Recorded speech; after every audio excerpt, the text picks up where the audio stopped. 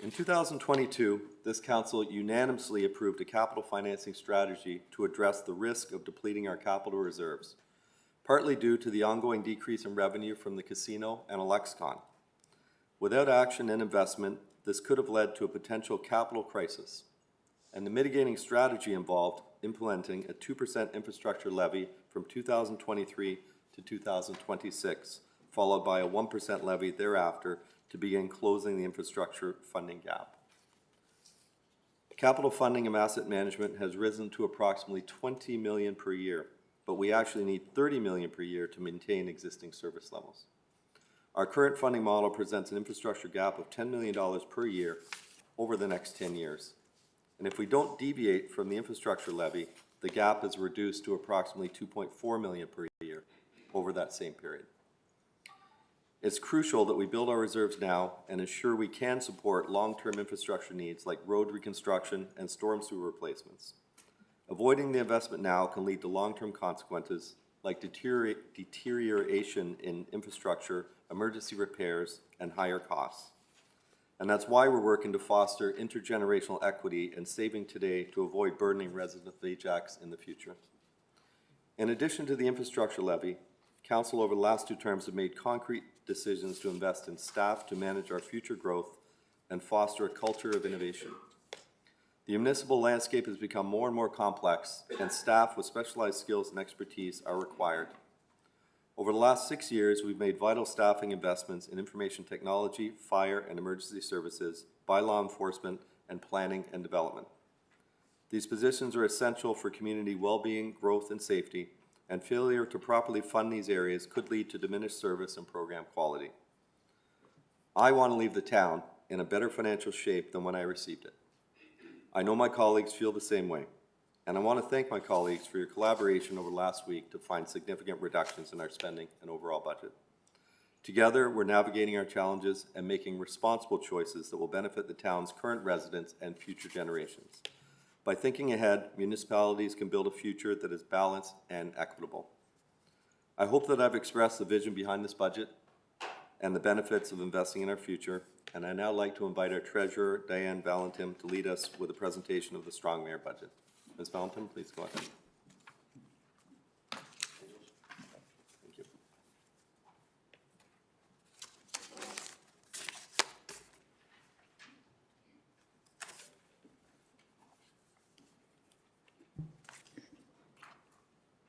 Thank you, Mayor Collier, members of council, senior management, and members of the public. Thank you for attending today's budget meeting. I'd like to begin with a bit of an education piece on what is entailed in the budget, the operating budget framework. And the budget today that we're presenting is both operating and capital. The operating budget framework, the town is required by provincial law to have a balanced budget, whereby the revenues going in must equal the expenditures. So to balance the budget, the town can either increase its revenue stream through raising user fees or property taxes, or decreasing expenditures by reducing levels of service.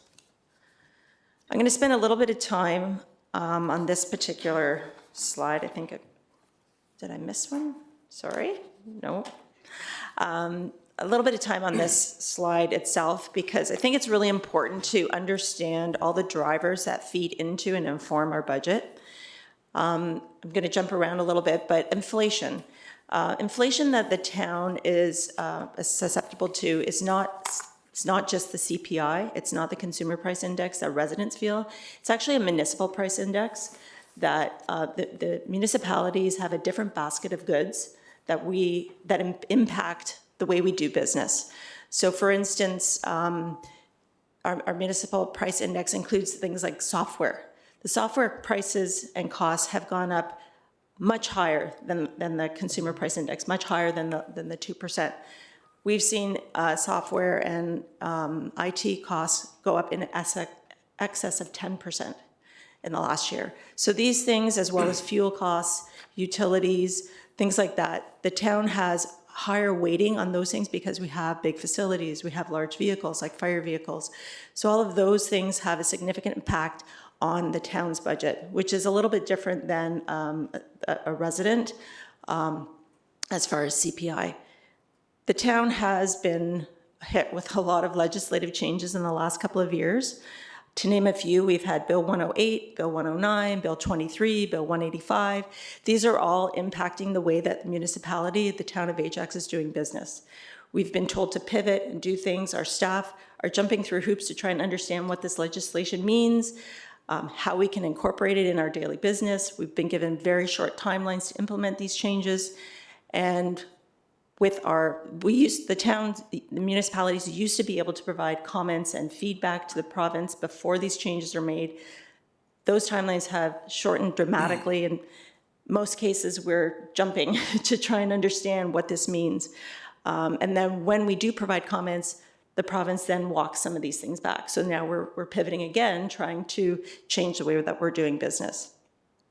Some of the legislative changes have impacted planning and development on reducing times to get site plans through. Our DCs, you've heard a lot about that in recent years, on the development charges and how the town now is supposed to pay for growth. The province keeps changing through Bill 23. They were discounting DCs, which actually builds a hole that the municipality has to fill. And that's a cost that the municipality, it's a cost to the municipality and the taxpayer. Development. So as a town continues to grow, we've had in the last 5 years assumed many subdivisions, about 42 million worth of assets, so roads, parks, things like that. That requires the town to now plow more roads, maintain more boulevards, maintain our parks. That also requires staffing to make sure that these things are done to sustain our level of service. So staffing not only with regards to growth, but with the change that the town has undertaken by going from paper-based to more of a digital platform. We've increased our staffing and our software to accommodate a hybrid work environment, to make it easier for our residents to access things online, but that all takes time and effort and staff resources. We've now been, there's the cybersecurity that we have to be more aware of, and we have to protect the town and protect all of the information that is stored. So all of these things are feeding into the budget. We take all of those things into consideration when building it. So there's a lot of things that feed into this. We also have identified here our asset management plan. We're in the midst of working on our asset management plan on our final phase under OREG 58817, where we have to have a financing strategy on how to pay for maintaining our assets. As the mayor had alluded to, there's a funding gap right now. More information will come forward to council and to the public in the new year on what that looks like and what our funding gap is and how we, proposed ways of how to shrink that funding gap.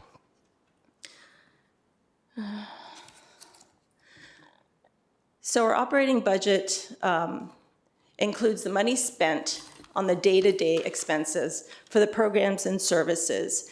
So this includes road and sidewalk maintenance, including our winter control, recreation parks, trails, waterfront maintenance, our emergency services, grass cutting boulevard maintenance, bylaw animal services enforcement, information technology, library services. It also includes our planning and development section.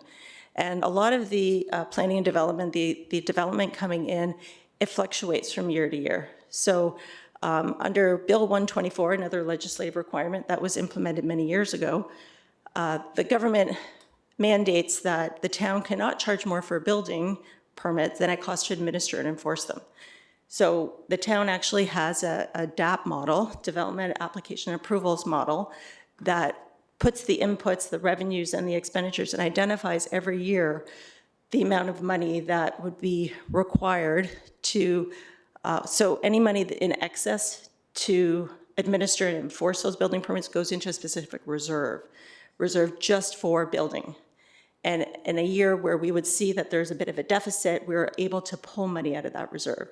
So that has been in place since about 2012. And the town from 2012 to 2020 has actually been pulling money out of that reserve to help stabilize our operating budget. From 2021 to 24, we were actually able to put money into that reserve. So built into this budget, you will see there is another transfer from that reserve into our operating budget to help stabilize that planning and development, or that building section. Our capital budget, they're made up of one-time projects, so mainly infrastructure, including roads, trails, bridges, parks, buildings, our information technology. The capital budget includes the maintenance of our existing town assets, as well as the construction of new assets.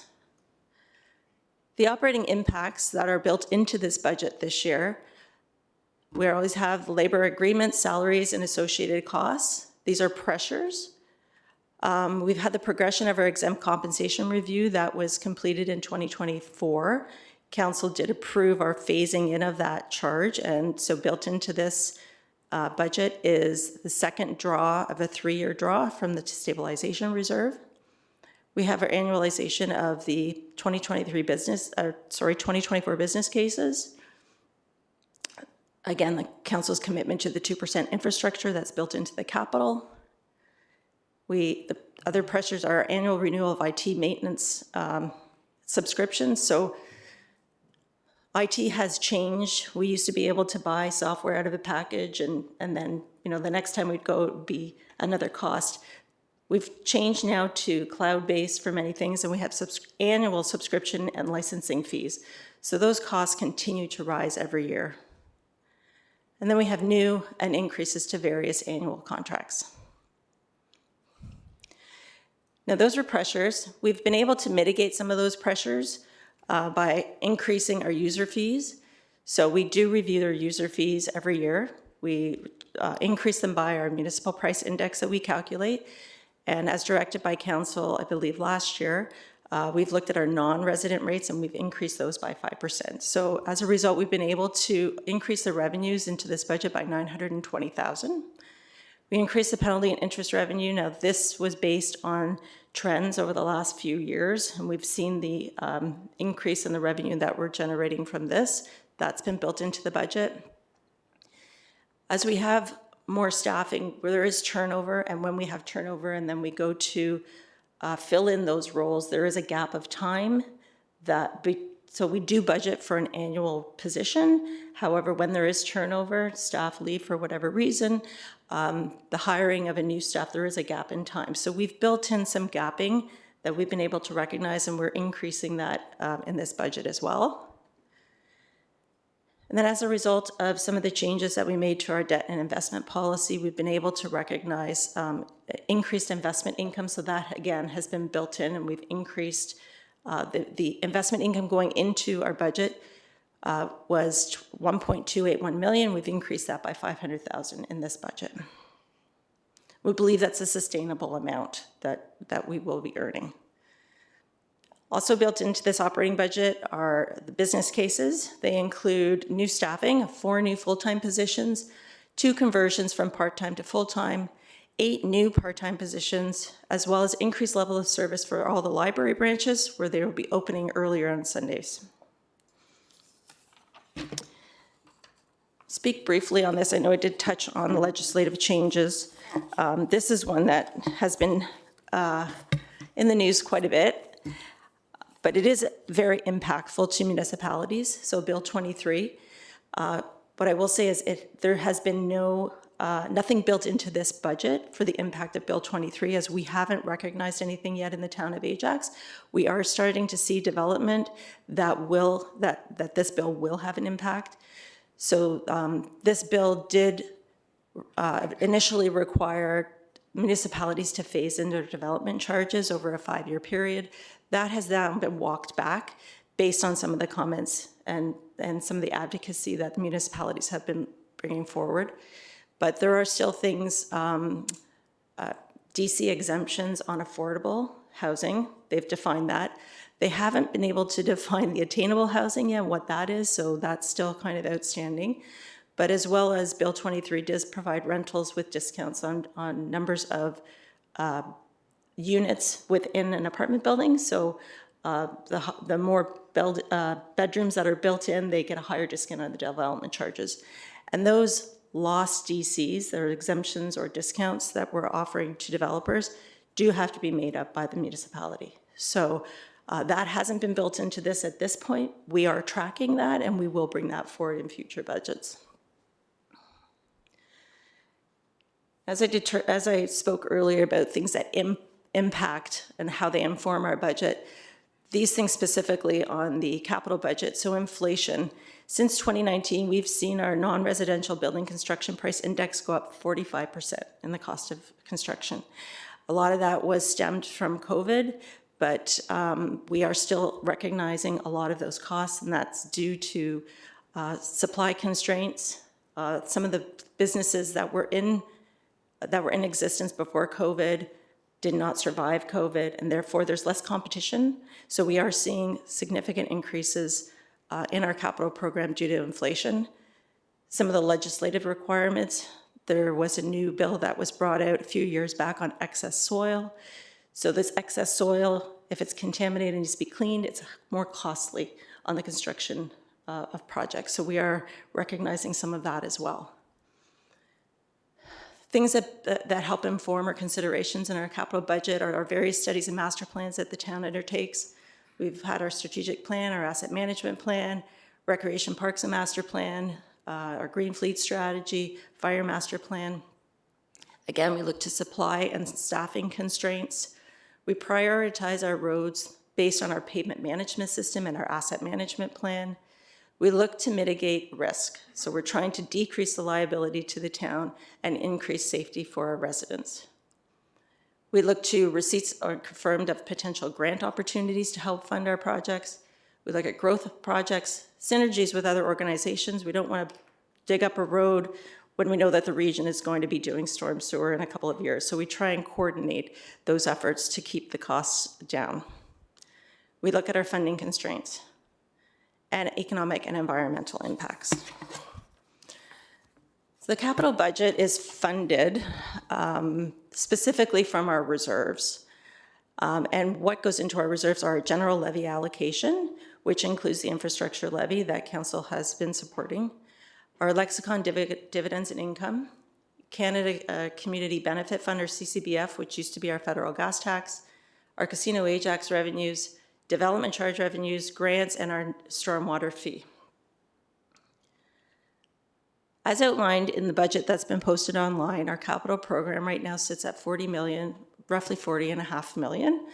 I won't go through all of these specific numbers here, but it just gives a snapshot of where we're focusing and how the capital budget has been allocated. The proposed budget, the most significant part is our roads network of 38.4%. And I will tell you, of our $2.5 billion worth of assets, the roads is our biggest component. It's about 57% of our assets. So it makes sense that that's where we're spending most of our capital budget. The proposed capital budget also has, we're spending 76% on the rehabilitation, replacement, and maintenance of our current assets. Of the $40.5 million, 76% is spent on just maintaining what we currently have.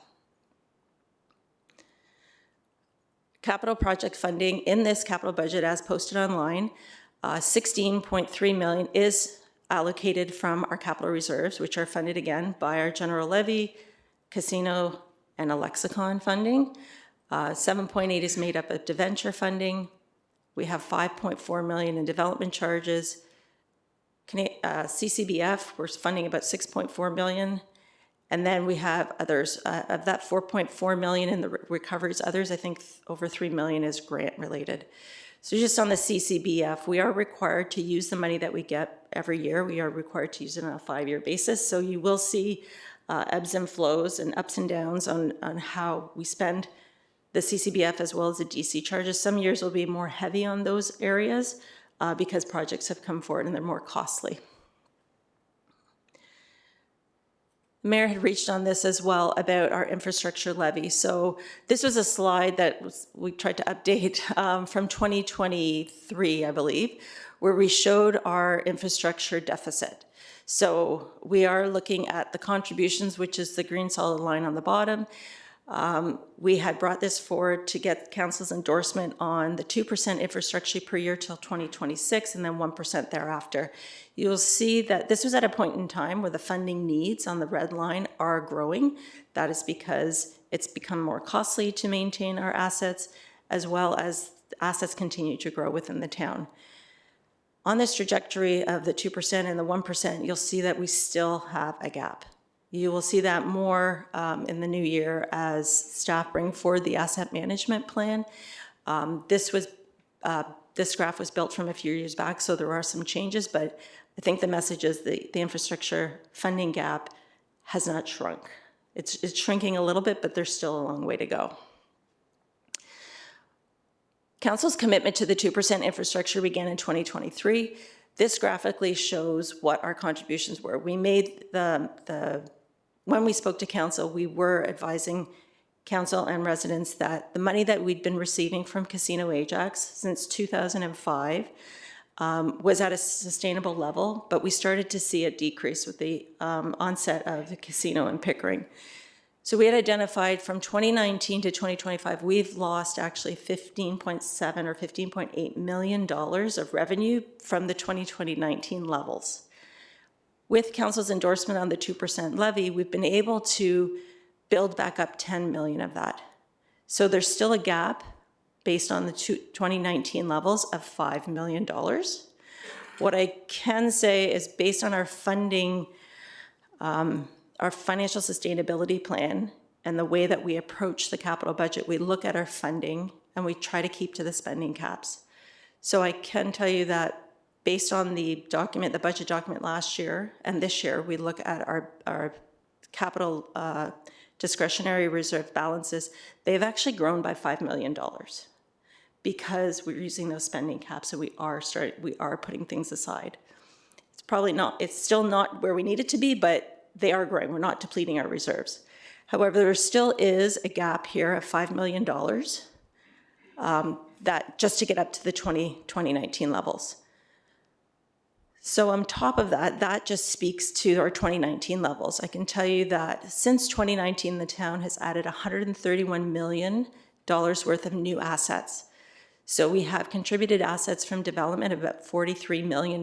So these are assumptions of subdivisions and things, so more roads and parks. We brought on ARC Phase 2. That was about $39 million for our expansion to Roslyn Road and our Church Street Bridge and Road widening. That graph also does not contemplate that the construction costs have gone up approximately 45% since 2019. So just getting back to the 2019 levels, we're still $5 million short, but we do, and you will see coming forward in the asset management plan, there is a larger gap. Something that council did endorse in 2023 was the implementation of a stormwater user fee.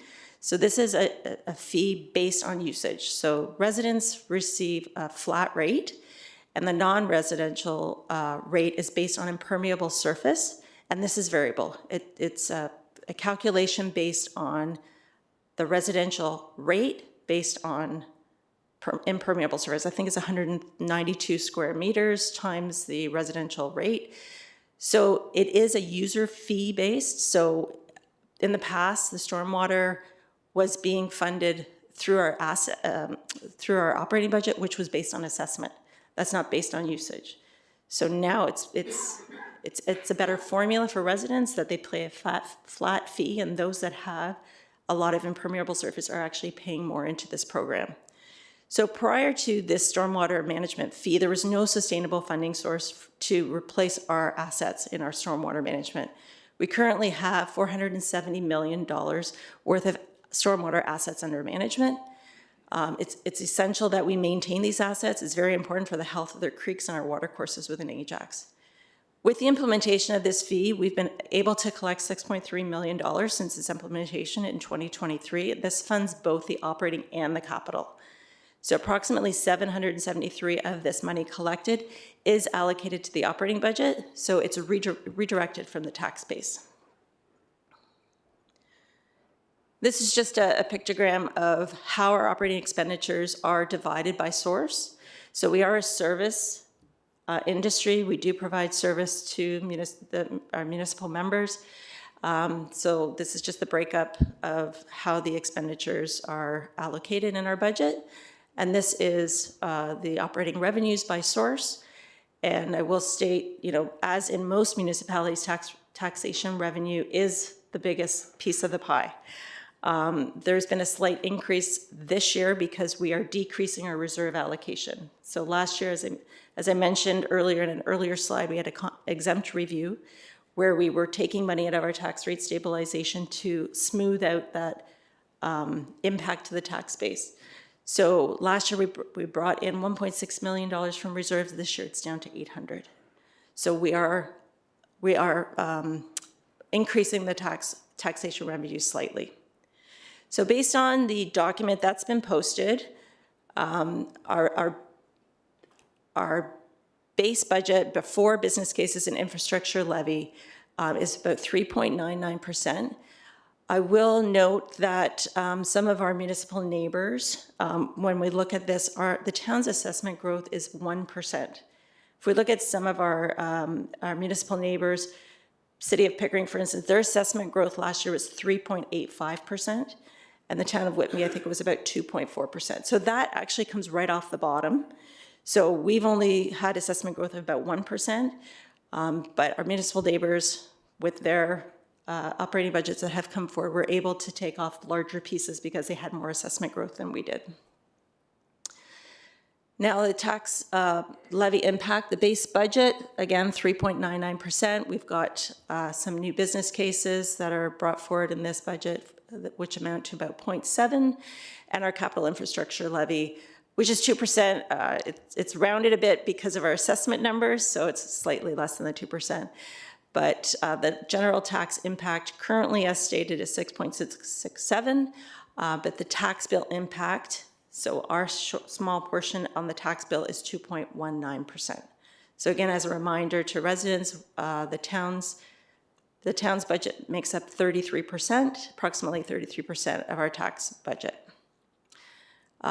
This is the makeup. The town's 33%, the region of Durham is 55%, with the school board being 12%. Based on the information from yesterday's budget meeting at the region, we have updated this slide, which is different from the one that's posted on their website. The region, I think, although it's not ratified at this point, they did come in at 7.44%.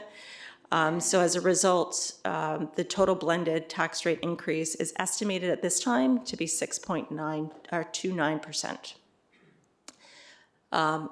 This is the average home in Ajax as provided by MPAC of $494,200. Again, it's assessed value, not market value. It's assessment based on MPAC values, and those values are actually back from 2016, as MPAC has not done an assessment or a reassessment since that time. All in, the town's increase annual change would be about $136.43 per year, or $11.37 per month. I have been getting some feedback from some of the councillors, so they would like to see what an assessment based, not just on the average assessed home, but on different assessment values. So I've updated and included this chart now. I would like to remind residents that there is a tax rate calculator on our website, so you can put in your assessed value, and it won't be active today. It'll be today's calculator will be based on last year's numbers until everything is ratified. Those numbers won't be updated quite yet, but that's there for residents' information. And thank you, Mr. Mayor and Council. That's my presentation. Thank you, Ms. Valentin. Really appreciate it. Before I go to questions, I was remiss in an announcement I was supposed to make at the very beginning of this meeting. We have a special individual at the back, Mr. Hannon. Mr. Hannon, there you are. I know you love the spotlight, Derek. This is Mr. Hannon, our manager of bylaw services, last meeting at the town of Ajax. Derek will be retiring from the town after how many years, Derek? 35. 35 years. So thank you so much for your service to our town. And we wish you all the best in your retirement. Thank you, Derek. Questions on the budget presentation? First in the list is Councillor Lee. Thank you, Chair, and thank you, Ms. Valentin, for the presentation. Just a few points of clarification. So you mentioned on the technology side, the one-time purchases, we now are adopting a cloud subscription-based model. That's not really by choice, I'm assuming, right? That's generally the way the industry is going? Correct. I'm not the expert at it, but that's my But understanding, generally, yeah, yes. I want to make sure, I just want to make Yes. sure that's clear.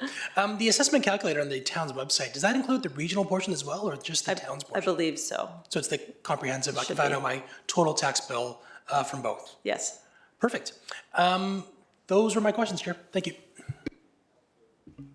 Councillor Tyler Moore, and you are next. Thank you, Your Worship. So just so I understand, are we going to get into specifics later on operating capital? And this is just overall questions? I have the amendments that I'm going to be bringing next. Okay. We're going to do questions on the presentation now, Okay. not specifics. Okay, And then we're going to go to public comments and questions. got it. And That we're answers my And question. we're going to bring the consent items that we've gone through the amendments. Okay, so if I may, I think this is on the overall and on your presentation, which I really appreciate, very informative. So just so I understand, the proposed tax increase for the town, I don't know if it's going to change, but as we speak, it's 6.67%, which is an effective change, just as per the budget that I read, change of 2.19% on the average residential property bill, correct? Correct. Okay, so the monthly increase of the town portion of the tax bill is approximately $11.36. Again, these numbers might move around during this day. Yes. Can you just speak to how the rate increase is 6.7%, but calculates as 2.19 on the average residential property tax bill? Sure. Just that, how that lands. Sure. Thank you for the question. Through the chair. So the town's portion on the tax bill is about 33%. So when you take the percent increase times the weighting, the actual tax rate on impact on the tax bill is about 2.19%. So our 6.7% calculates as 2.19% on 100%. On the tax bill. Yes. Okay, that explains it. Thank you. And then the taxation revenue, again, if I'm getting into another portion of the meeting, just let me know. Property taxes account for 79.1% of the revenue the town needs to fund the services provided. Correct. Okay, so the question is 79.1% is allocated to the operations side of the budget. If we add in the tax levy and the capital side, does that mean overall property taxes account for about 87%, 86% of revenue needed to fund services and capital projects? Because that's, the reason why I ask, because the 79%, we usually say it's higher than that versus what we collect from the commercial sector. Through the chair, no, actually, the budget allocation, the general levy allocation that goes to our capital reserves is built into that number already. So that is the number. That is the Okay. number. My next question, maybe the mayor or somebody can answer, isn't that better than it used to be? Is that number lower because of the Amazons and H&Ms Through the chair. It's slightly higher than last year. The trend has been about this same number. As we bring on some of these new developments, that number doesn't shift that much, unfortunately. So there is a little bit of play between the residential and the non-residential, but we rely on MPAC to provide those assessments. And as that grows, the entire community grows, the entire region grows. So we're not seeing a huge shift there, although that is accounted for within those numbers. Okay. I have a question about reserve allocations. Is it time to ask now? Yeah, okay. So reserve allocations can be used to help offset one-time projects, as it says, identified in the operating. With us decreasing reserve allocations, as you indicated today, so is this akin to, say, a line of credit for a homeowner? If they want to take $20,000 off their line of credit to build a new kitchen, they have to put it back. Through the chair, yes, that's correct. So that would be akin to a line of credit for your average home. Okay. I'll leave it at that for now, but thank you very much.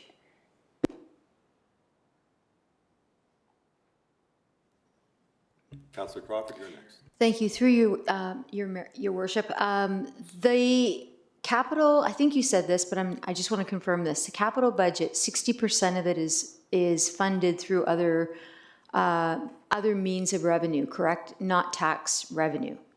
Correct. If I can find my slide here. No, wrong way.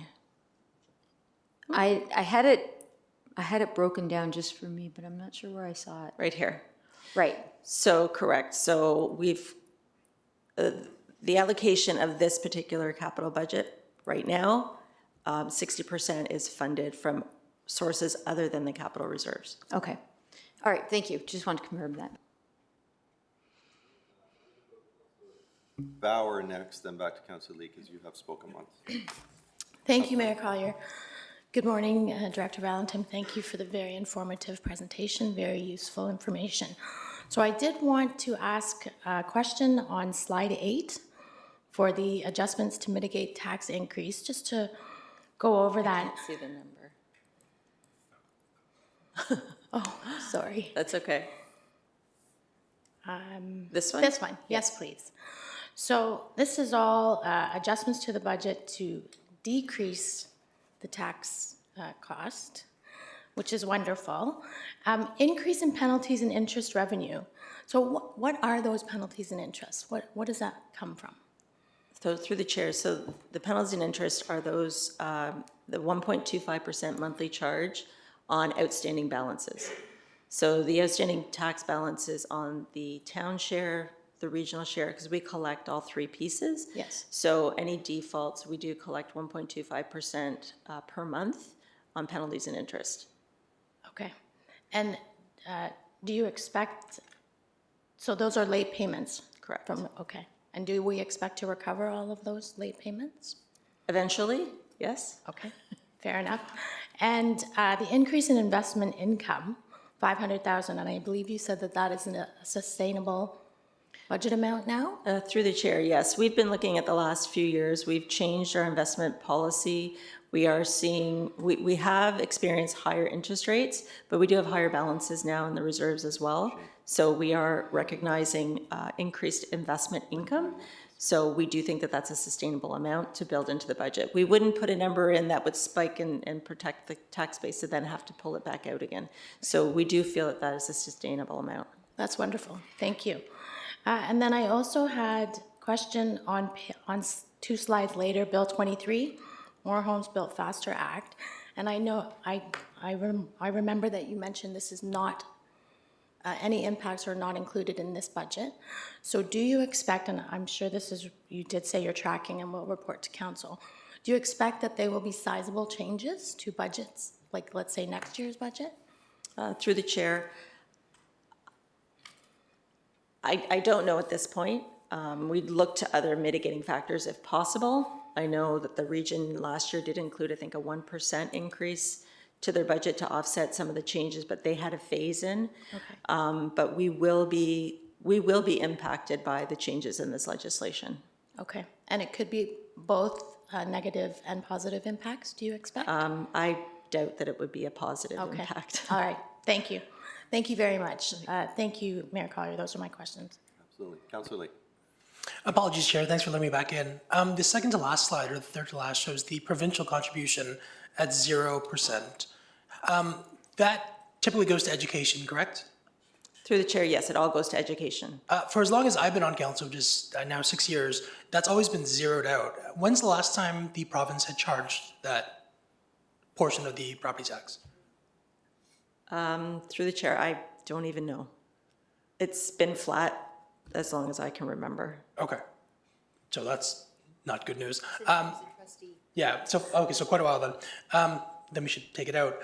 My second question would be, so MPAC assessments, also as long as I've been on council, have not been reassessed, I think since 2015, correct? Through the chair, 2016. 2016. When they eventually get reassessed, obviously there's gonna be a bit of a sticker shock because it's been about 10 years since they've been assessed. Should that happen next year, hypothetically, what does that do to our tax rate? Through the chair, so assuming that the reassessment will increase the assessed value of homes, it would likely bring the tax rate itself down. So Does the it have a we bigger would, we a would bigger base? adjust all our multi-residential, residential, industrial, commercial. We would adjust those rates to factor in the updated impact values, correct? Through the chair, correct, yeah. Okay. Would that have an impact on our increases, do you think? Would we need less of an increase if the assessments were more in tune to what they are now? Through the chair, so assessments themselves, if everything is equal, do not affect the tax, Okay. property tax. It's when there are changes to the average. So if somebody's home went up higher than the average or someone's went lower than the average, they would see an impact. So people that have had improvements done to their home since 2016, they would have seen an increase in assessment. So that would impact the tax. But if everything goes up equally, there would be no change to the property taxes. But that's a big if though, right? Like in theory, things would not go up the same amount. It wouldn't be equal, the increases, would they? We don't. Through the chair, I'm not an assessor, Yeah, so fair enough. That's an that. Okay. likely no, there would be some changes. I'm not sure how impact does their assessments. Sure. Do we anticipate the province coming to an impact decision of when the reassessments are going to happen? Do you think it's going to be next year? Is there any indication? Through the chair, I don't believe it will be next year. I believe they are looking at this. Municipalities have been providing a lot of pressure because we don't feel that 2016 assessed values are appropriate. Right. But it's a provincial decision. Okay. Thank you. Thank you, Chair. You're welcome. Just further on that, just for clarity, if the average went up 10% and your house went up 10%, you should be about neutral. If you went up 15%, you're going to have an increase, and vice versa. So just for clarification. Councillor Henry, you're next. Yes, sorry, my question has been answered, so I just like to say thank you for your presentation and to all the directors for the amount of time that's gone into this budget, especially over the last couple of weeks. Thank you. Thank you. Councillor Bauer. Thank you, Mayor Collier. I forgot to just ask a question. You talked about the rates of assessment growth in Pickering and Whitby and how they came off the bottom and how that impacted and is different than Ajax.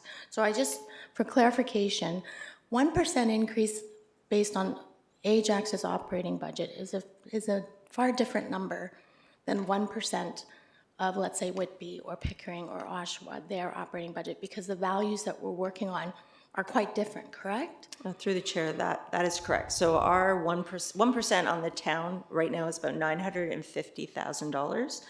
I don't have all the numbers off the top of my head. I believe Whitby is about 1.2 million. I can give you, for instance, the region, 1% on a regional budget is $9 million. Okay. So a percent is very different. Okay, thank you. I just wanted to ask for clarification on that because I know we often as residents say, what did Ajax charge? What did Whitby charge? What did Pickering charge? And it's not necessarily accurate to base it on just the number of percentage. Thank you very much for that clarification. That was my last question, Mayor Collier. Thank you. Okay, I don't see anyone else on the speakers list. I just have a couple. One, for clarification, under your presentation under the stormwater, I didn't hear you mention that prior to this separate fee, 100% of the stormwater maintenance was on only those taxpayers that received a tax bill. That is correct. Despite the fact that things like crown corporations, churches, other owners that contribute to stormwater but don't get a tax bill because they're tax exempt weren't contributing. And by putting in the stormwater levy, now it was fair to everybody, and those that were contributing all were paying their share, and it wasn't downloaded onto only those who received a tax bill. Absolutely, you're correct. And I think that's an important point to make. Yep.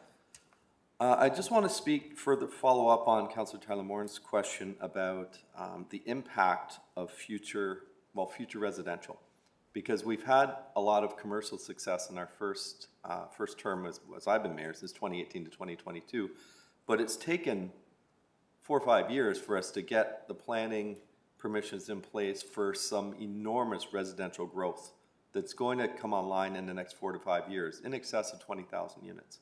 Can you speak to what that will potentially do because that's really where I see things starting to equalize, is once that we start getting some of those 4 or 5% assessment growth numbers.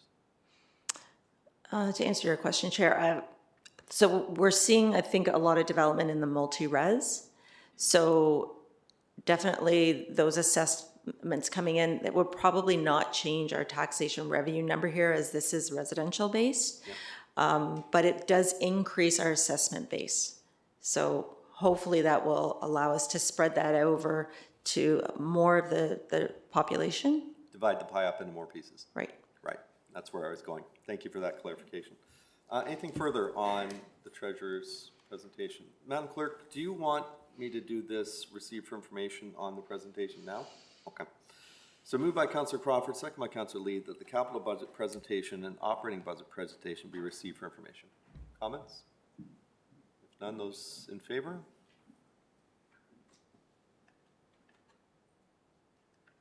Please open the vote.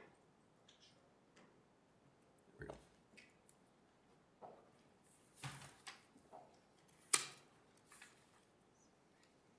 And that carries. We are at the phase for public comment and questions. I do have a list here of registered, there we go, of registered delegates, and then I will just open it up to the floor. And I'm just going to go in the order that I have here. So we're going to start with remote registered delegate Sanish Joseph. If Mr. Joseph. To you, Mr. Chair, none of our remote delegates have logged in this morning, so we can loop back at the end if you'd like and see if they've joined. So I will go down to our first in person, which is Petrula Mentis. If you are here, please come forward and make delegation on. I was actually registered online, but I'm actually here. Mr. Baker? I will move the X over. Thank you. Is Petrula Mentis here? Okay, I'll just go on to the next for now. Mr. Glass, please come forward. I'll let Mr. Baker go since he was online. Fair enough. Mr. Baker, would you like to come ahead?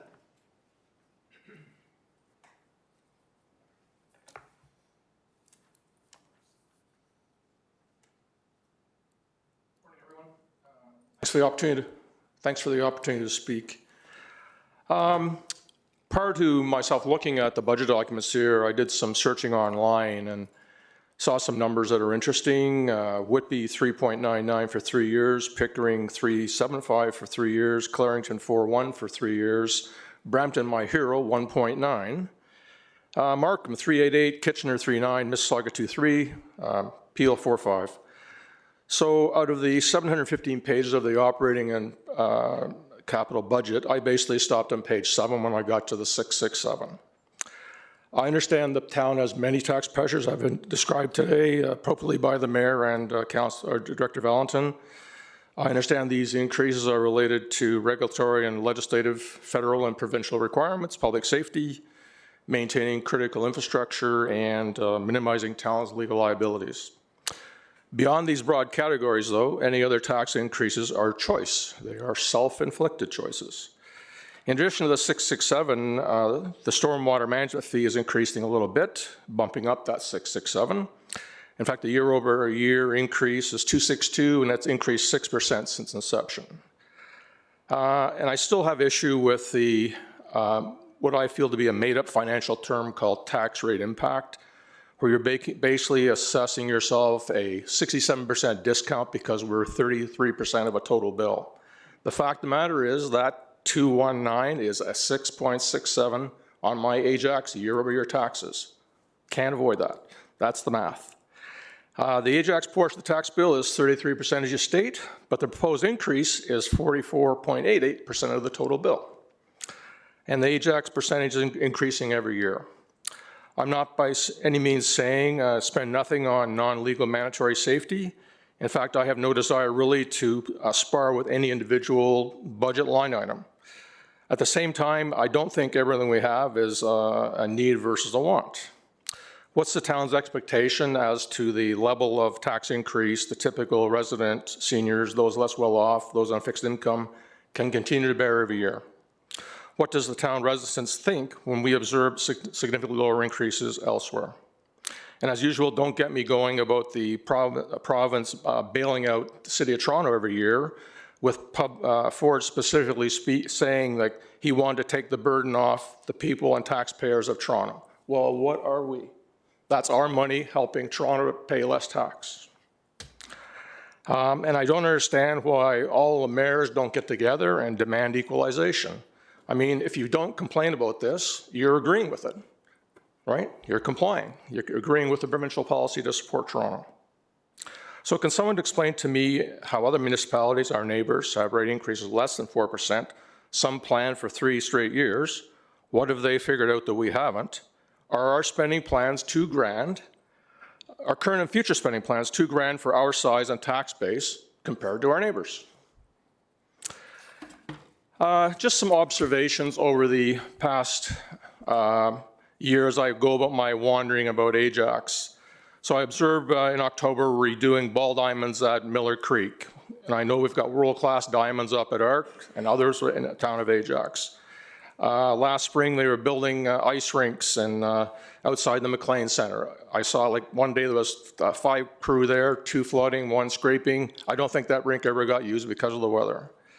The Ajax Fitness gym, they have a fruit day, a banana day, a fancy orange day. I don't expect to be fed when I go to the gym. The new Ajax Fitness, there's a new member drive on. Enter in a grand prize for a $25 travel voucher. There's a Shining Star bursary for $10K. I think we make charity donations. There's a spring event at ARC. There's a June ice cream event. There's a mayor's barbecue. There's Xmas decorations of the village, and I understand we're taking over the Christmas work for the village. There's dog parks. We have multiple. Are we building more? There's dog waste facilities. I think there's a line item in the budget for $49K to support maintenance of those units. Talk of redesigning Miller Creek beside Westney Road. Upgrading a playground. I mean, there's a playground a few hundred feet away, the main playground at the McLean Center. Do we need one there? I mean, should we close the park, sell the land, build houses? Hardrick House, if it's not supporting, tear it down, sell the land, build houses. I saw a tractor in the cutting the grass at up by Audley in the summertime. There's a giant tractor with a reaching arm that's cutting grass on both sides of the ditch. I get the thing, but I mean that's something that's going to be on a capital budget in the future. So I'm not saying there's anything wrong with any of these things. I'm not anti-fun, I'm not anti-dog, I'm not anti-park, I'm not anti-green, I'm not anything. But these are all choices. And I'm looking for lean efficiency, value for money, like treat me like a stockholder in a company. I want you to succeed. But if these choices aren't all doing regulatory, safety, et cetera, we just need to figure out what's appropriate for our size of town. And once again, help me figure out how other municipalities are keeping their rate low. And the key is, are we spending our plans just too grand for our size and tax base compared to our neighbors? That's all I got. Thanks for letting me run over a bit. Thank you, Mr. Baker. I will do my best to answer your questions, and I've noted them, and then I will ask staff to maybe fill in some of the blanks. And I'm glad, I want to start with one of the last things you said about choices and like run this like a corporation. I do consider us the board of directors for the town of Ajax. Mm-hmm. I guess that makes me the chair. Fine. And you know my business background. I do try and make decisions on a non-emotional basis. This is business. It's not personal. And that's the way I look at things, and that's the budget that we have before. So of course we have to have some of the niceties, but you're not seeing things in here that I generally don't support, like public art or that type of thing, because those are wants or nice to have, but not needs to have. So I feel I've done that. I feel there's a fair balance. We're not going to agree on a lot of these things. You mentioned a ton of different things. I can't get into each justification for each park or whatever, but overall, I hope that we can agree that if we don't do the regular maintenance, and one of the things we're going to talk about later is our asset management strategy that we've been directed to do by the province, that we now have to have a funding strategy, which makes our capital budget fall even further behind, because like many things the province does, they direct us to do things and we act at the pleasure of the province, they trump us for sure. They're good at telling us what to do, but not as good as giving us the money to do it. And in Mayor should understanding call the it out. tax impact. So Get I'm on just- CTV News. The asset management strategy and the asset funding strategy is going to be a much bigger problem. And some of the things we've done to try and mitigate that have been our investment strategy, our debenture strategy for large vehicles, and a number of other types of things. You brought up Hartrick House. We've got that on the market, or will be on the market shortly. This council passed a motion back in June, I think, to put that and the Sundial Pavilion on the market. We recognize that those are underutilized. They're costing us money in capital and overhead to operate, and they're not generating a return, and we're not using them and permitting them. So they will be marketed and sold, and that will go into capital, which is one of our strategies to help. If there's other buildings that come online, like there's some money that was in here for the St. Andrews next door and for the Rotary Pavilion that have been removed, because we're looking at some different uses for those, and we don't want to spend money on them now that is going to be a throwaway cost later. Yeah. Right, so we are doing some of that balancing. You talked about multi-year budgets, which I absolutely don't agree with. How other municipalities run their municipalities is their business. I don't know how. It's hard enough to budget for 2025. Crystal Yeah, balls no, don't work. I wasn't asking for that. I Right, just but I thought it was certainly brave am of them not to do gonna- it. I'm certainly not gonna do that, because I don't know how. I mean, in 2020, nobody could have seen, we did our budget in 2019 for 2020. Nobody could have seen what happened Yeah. with COVID and whatever, right? So we won't be doing that, and I don't support that. To the mayors collaborating, I'm part of the Strong Mayors. There's 29 of us across the province that are over 100,000 population. We form the Ontario Big City Mayors Group, and absolutely we lobby the province, because very often the province does not consult with us, which I wish they would, and I've expressed that many, many, many times, and come out with this legislation not realizing some of the unintended consequences, like the costs for Bill 23 and the DC reductions, that we now have to pass on those costs to the taxpayers in order to build the infrastructure needed to support the future growth. So we do that, not always effectively, but we certainly make our voices heard, and the 29 of us represent about 70% of the province of Ontario, so it is a strong voice. Toronto, I absolutely agree, and one of the things big city mayors put forward was we need to have our own deal. It's absolutely unfair to keep giving Toronto the lion's share of everything, and all it is, you're right, there's only one taxpayer. If you give them something, they have to make up that from the rest of us. And that's exactly what happens. Just like if we offered a credit for something in the town to a certain group of people, the rest have to have to share that burden. And that's what's happening in Toronto. So Thank you. right. Thank you. Can council and a busload of residents go to Queen's Park and let's have a little, get some of your friends, your other 29 friends, and I can give you our 29 busloads? I can give you our MPP's contact information. It's available online. The incremental increase to the stormwater management fee that you mentioned, but also all of our fees, we set up a few years ago, so we've got the CPI, the Consumer Price Index, that is not reflective of municipal. That's a basket of goods, fuel, groceries, whatever. We have an MPI, a municipal price index that we use, and all of our fees are just automatically increased by whatever that MPI is every year. So I don't know what the number is, but that's now on autopilot. I guess we approve it, but we don't actually set that. That's a standard MPI that we use for all of our fees, and that's why the stormwater management and the others were. And you opened with the 1% increase, and the treasurer did speak to a little bit of this in the presentation about, 1% for us is 941,000, where a 1% for the region is $1 million. Mm-hmm. I can't speak to 1.2 for Pickering is 1%. I can't speak to what Mississauga is, but what I'm getting at is they are all different populations, that was Whitby is 1.2.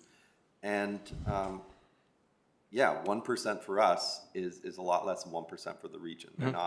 They're not relative. They do different things. Next door, Pickering has the luxury of $20 million new every year from their casino. Yeah. That meant we lost almost $5 million a year. Yeah, for sure. Right? So there's differences. We do things very differently, and I'm kind of proud of that. But yeah, you're never going to get everybody's gonna go up by 3% this year, because it's just different.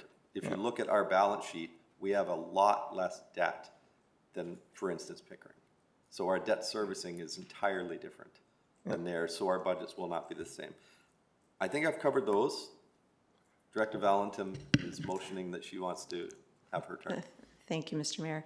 Thank you, Mr. Baker, for your delegation. So just a couple of points of clarification on our neighbors, Pickering and Whitby. When I did review their budgets, yes, they are lower, but as I mentioned, Pickering had 3.85% in assessment growth this year. That comes right off the bottom line. Yep.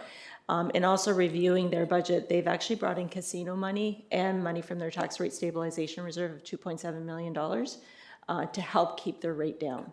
So that money eventually will have to be put back. So the town right now, town of Ajax, is only bringing $800,000 from our tax rate stabilization reserve, which is very different. So we're trying to be sustainable in that regard. Also, with regards to our infrastructure, we were very fortunate since 2005 to have Casino Ajax revenue coming in. And that helped us to mitigate our tax increase because our capital program was mostly funded by that. We got over $8 million a year. That is now depleting. So we were able to mitigate our tax rate increases, and those times we're now having to build up. And a lot of these other municipalities have been putting money from the tax rate into their capital reserves since that period of time. So we're in a bit of a catch-up at this point. Thank you, Mr. Mayor. Absolutely, and I just realized one other thing I missed. Places like Whitby and Oshawa do their own garbage collection. So that is a big number as well, where we are part of the regional service. So our regional portion is bigger than what their regional portion would be. Just another one of the changes. I do have some questions, Ms. Baker. Councillor Lee, you're first. Thank you, Chair. Can I make one comment just before you? Sure. Just respect to Director Valentin. I appreciate your comments about the other municipalities around us. But at the same time, I still get the feeling we've got a Lincoln Park in the driveway, and maybe it should be a Ford. Like, are our spending plans $2,000 for the tax base that we got to work with? Are we trying to look like we're big guys, but we really can't afford to do that? Or we're doing it on the backs of the taxpayers? I'm not looking for a comeback to that, but that's just my comment. Fair enough. Thank you. Councillor Lee? Thank you, Chair. I'm also wondering if, you brought up Brampton as an example, and, the article came out back in June that they actually had a reserve go from 200 million to 9 million within 3 years. And there's actually no long-term plan to fulfill that. And so I'm just, did you read that article? Are you familiar with that article? Sorry, I didn't grasp that. So Brampton had a strategic reserve go from 200 million to 9 million in 3 years through various investments, but they actually have no plan to refill that reserve, except that it needs 62 million over the long term. I guess if we depleted reserves to that same level, there'd be an alarming reaction from you as well, saying, yeah, like, what are you guys doing? So my point ultimately is the strategic reserve, infrastructure levy, a lot of municipalities are adopting this now to fill in the exact reserves that Brampton is not filling. I just wonder, from your point of view, do you consider that like a smart investment from the town, or would you rather us not? Yeah, I really don't want to comment. I mean, This thing is bigger than a bread box. There's all these charges and ways to do things. I just know that our rate just seems too high and it's not coming down like the others. So based on what you said today, I didn't even think this before the meeting. I feel like now that we're overspending based on our size and our tax base. Like I say, we feel like we're bigger than we are, and we want to have beautiful things. And I understand all the things needed to maintain existing infrastructure. I get that. And the safety, so I get that. But if we're building, I mean, look at using the new fairgrounds example. I understand some of that's covered by federal stuff and that too, but that's just an example. I mean, is that $2,000 for the town of Ajax right now? Should have waited another 5 years, Just something like that, Okay, I just wanted to make sure I was wondering if you were aware of the Brampton case. And okay, thank you, Chair.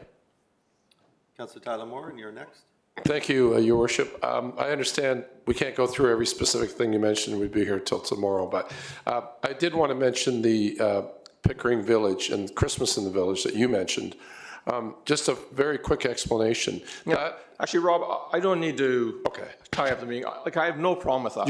You're not anti-Christmas. No, I'm not. No, I'm not anti anything. I'm just saying it's just an example of things you observe, and I'm saying, oh, why are we doing that if we Okay. have to pay 6.67? I did want to explain, though, it used to come out of the BIA budget, if I may, just very quickly. That was a levy that was charged to business owners that were part of the BIA. Members of council have been, I was a council representative of the BIA, so was Marilyn Crawford and Sean Collier. But when that got dissolved, to the thumbs up from all the businesses, we went to operations and asked them if they could, continue and make sure, and it's never looked better, it's never run better. I have no problem with it. Okay, at all. and Absolutely. it became Just- part of, the suite of services. It's just like- another choice. Okay. Okay, just wanted to clear that up, why that's No in there. problem. And I appreciate what you're saying with everything. Thank you. Okay. I am not seeing any other speakers in the council speakers list, so thank you, Mr. Baker. Okay, thank you. And lastly, thanks to Councillor Crawford, Councillor Warren for engaging extra their ward people in some meetings to talk about this. Well done.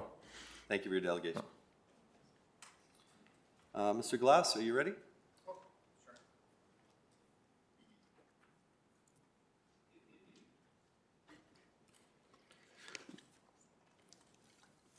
I don't think I've started yet, so the clock.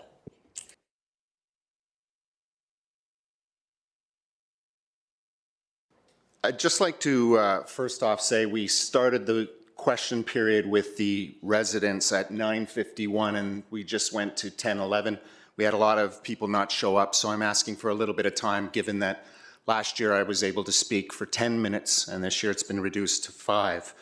I'm happy to see that a lot of the speaking points that Diane and the mayor have said I've found sort of my presentation came in 2 days ago and you're speaking to a lot of those points, so that's great, Christy. Good job. I want to thank everybody in the town, the council, Diane, Susan, Jeff, Chrissy, the clerk, the mayor.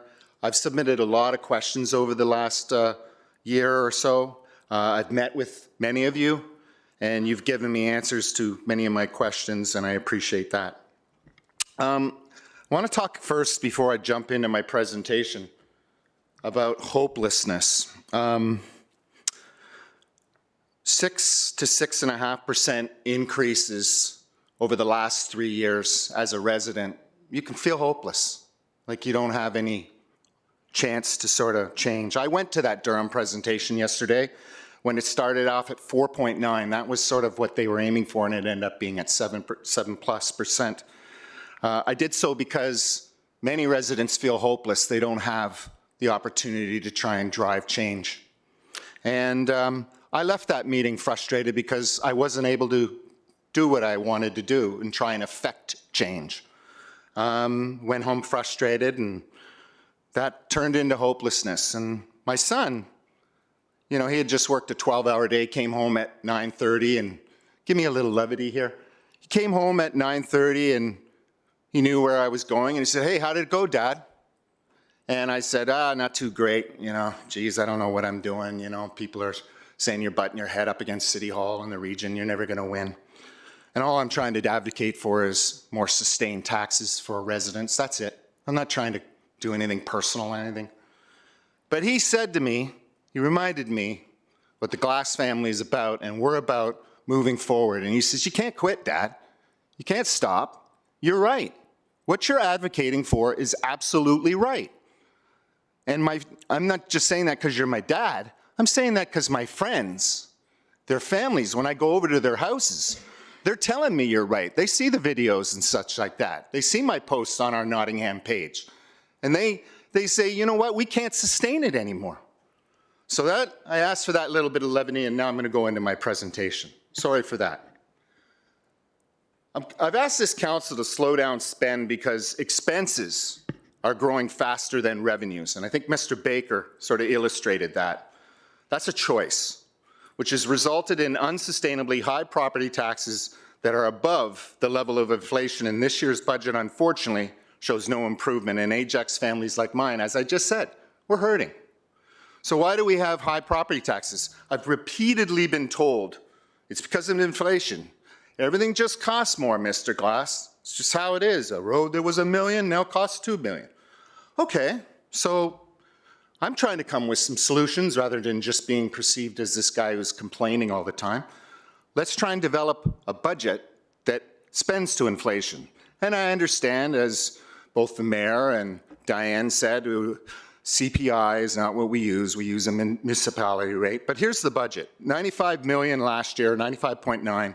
With the 4.2% inflation, you just calculate the numbers, 3.9, 2.7% increase on the spend, as Mr. Baker said, those are choices. That's a new budget of 102 million, 102.5 million, which, as we just saw, is a levy of 6.3 million. That 4.2 inflationary increase of 3.9 is too high. Okay, municipality rate, CPI rate. CPI rate as of the end of October was 2%. Adapting an actual inflation rate would mean a much lower inflationary increase. So here's what I'm proposing. We start with the same 95.9 million. We adopt the 2% increase that I said, 1.9. We give you spend of just over $2 million for a new budget of 99.9 million, which translates roughly, by my calculations, I may be wrong, of a levy of 3.7. That's 41% lower than yours. And best of all, when you add the totals of my increase, the 3.9, the 1.9, and the 2, it comes out exactly to your inflationary, which makes it neutral to everything that I've heard. We've had to deal with inflation over the last 3 years. You know, prices have gone up. So I'm trying to come into your inflationary number and using a CPI rate. So how are we going to do the reductions in staffing? That other, because part of that, your 2.5, I suggest 2 million in spending. Staffing is really the key here. If you look at the staffing, it's grown by 34% since 2021. This is just to 2023, by the way. This is numbers from the FIR report. Thank you, Diane. It doesn't include the 25 hires that were last year, right? We added 25 last year.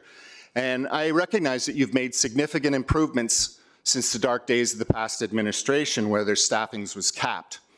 But that staffing, if you reduce it from 1.3 in your budget to 825, that's where the other 500,000 would come from. One of the other things I always hear about whenever I talk about staffing is service. We are adding new staff to keep service levels high. Well, I'm going to present an example where staffing costs alone are rising significantly faster than the total revenues they bring in. Mayor just said after Mr. Baker, we need to be a profit. I am the chairman of the board. I'm not saying that any of these departments should generate a profit, but when staffing costs alone are growing significantly faster than the revenue those staff support, this isn't a sustainable service model. And that's what you're in the business of, service models.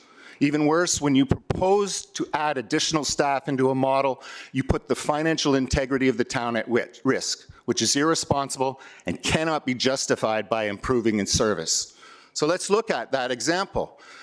The recreation facilities, recreation programs, if you take the total revenues that they generate, you see that number, 7.5 million in 2025. That's what's in your budget. That's from swimming lessons, dance lessons, karate, fitness club, what have you. That's 7.5 million, but if you look at the same budget, just the staffing costs alone, that's 15.3 million. Staffing costs are 203% of the revenues that they generate. And this number doesn't include the 4.5 million in non-staff costs, all of the other costs, right? And you compare that number to 3 years ago, 203% right now, it was 177%. So it's getting worse. We're throwing more staff at something that's generating less and less revenue. And within the increase in this department, there's 291,000 by my calculations of new staff additions. So we're just going to make the problem worse. In the 2025, I understand that the 2025 financial sustainability plan will be updated, which is great. In the 2013 plan, there were 2 goals that were a part of this plan. Ensure tax rates remain reasonable and competitive, and rebuild and further strengthen financial reserves. Somehow, in 2020 sustainability plan, the last time this was updated, both of these goals were removed. I don't know why, but both of them were removed. And we know what's happened to tax rates. They haven't been reasonable or competitive in the last few years. So I call on you to put these two goals, critical goals, back into the 2025 plan. They shouldn't have been removed to begin with. And then I call on you to ensure that you hold yourselves to those standards. Those were town standards for the longest time. They were removed, and that's not right. Financial stability, sustainability, in that 2020 plan, it said, these were the following weaknesses. Tax burden largely rests on residential taxpayer, and it's increasing. The reliance on external funding puts projects at risk, and key revenue sources are eroding. These weaknesses were clearly stated to you in 2020, but instead of adjusting in a time of uncertainty, COVID and inflation, you decided to spend more aggressively without finding sustainable alternate revenue streams that lowered the tax burden to the resident. That was a commitment that our mayor made in his first town hall. He said, I'm going to pass that first budget, and then we're going to find new tax streams, and we're going to become more efficient. And I'm going to own it. I'm going to, I'm a tear the Band-Aid off kind of guy. And I'm going to own it. I'm going to get naming rights. I'm going to get all these other things that are going to happen. I don't like to be mean, but me pushing back after 3 consecutive years of 6 to 6.5, this is me, the resident, trying to say, hey, Mayor, you own this, all right? And what the result has been, if you look at the last 3 years, the budget increases are 144% more than they were before that, 3 years before, and the impact to Ajax taxpayers is 155% more. That's the reality. So, Mr. Glass, you opened with last year you had 10 minutes, and I've given you 10 minutes and 35 seconds. So you'll need to wrap up, please. Perfect. Okay. So this is my final slide, actually. What I would really appreciate, instead of answering, adjusting, answer these 7 questions here, because these are all in the thing. Reduce the budget and tax levy as stated on page 6. If not, why? Reduce staffing to the levels shown on page 8. If not, why? I won't go through them all, but they're right there for you, and you can answer those as opposed to anything else that I've said. Thank you.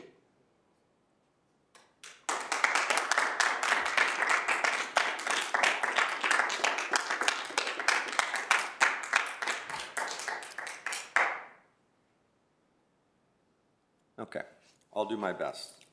How do you refer to this, the mayor's dodge, when I answer your questions?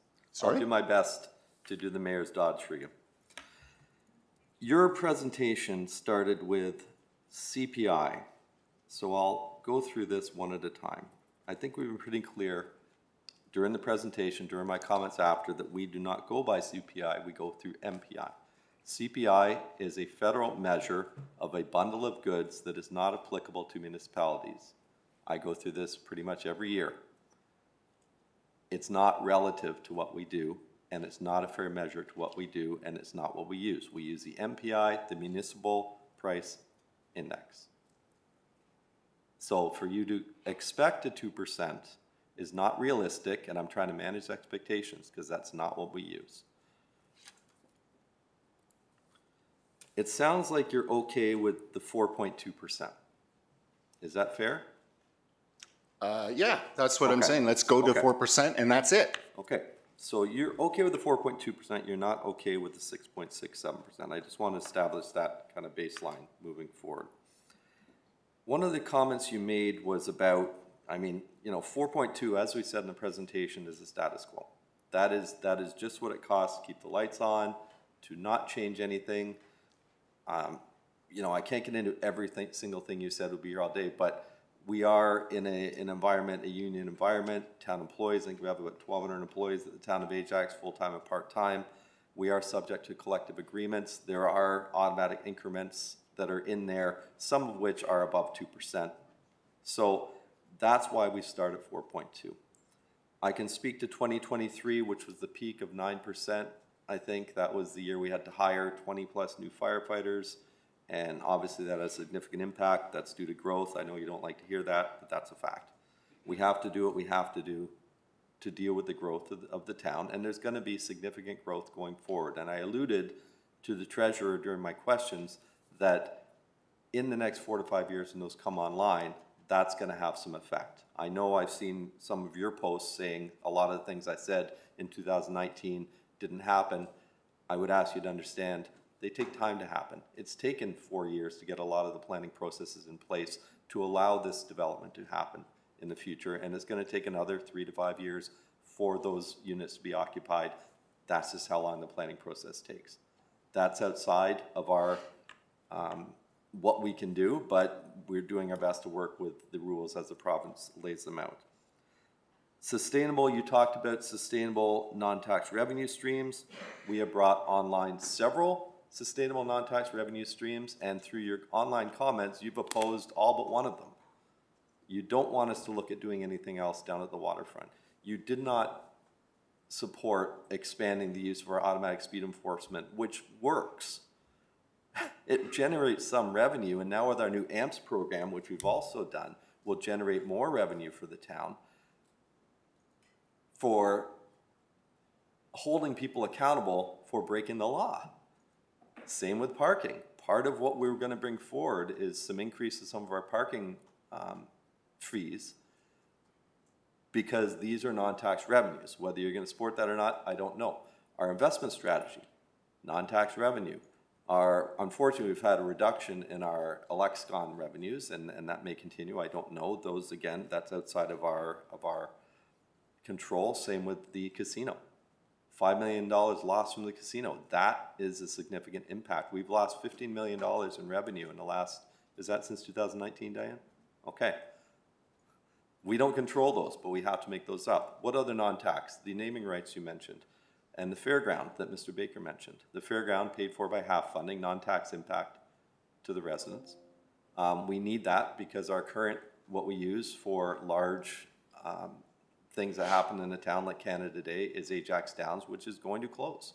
Those lands are going to be developed. We need to plan in advance for another place to be able to hold these things that you may not attend and you may not feel are important, but many other people do.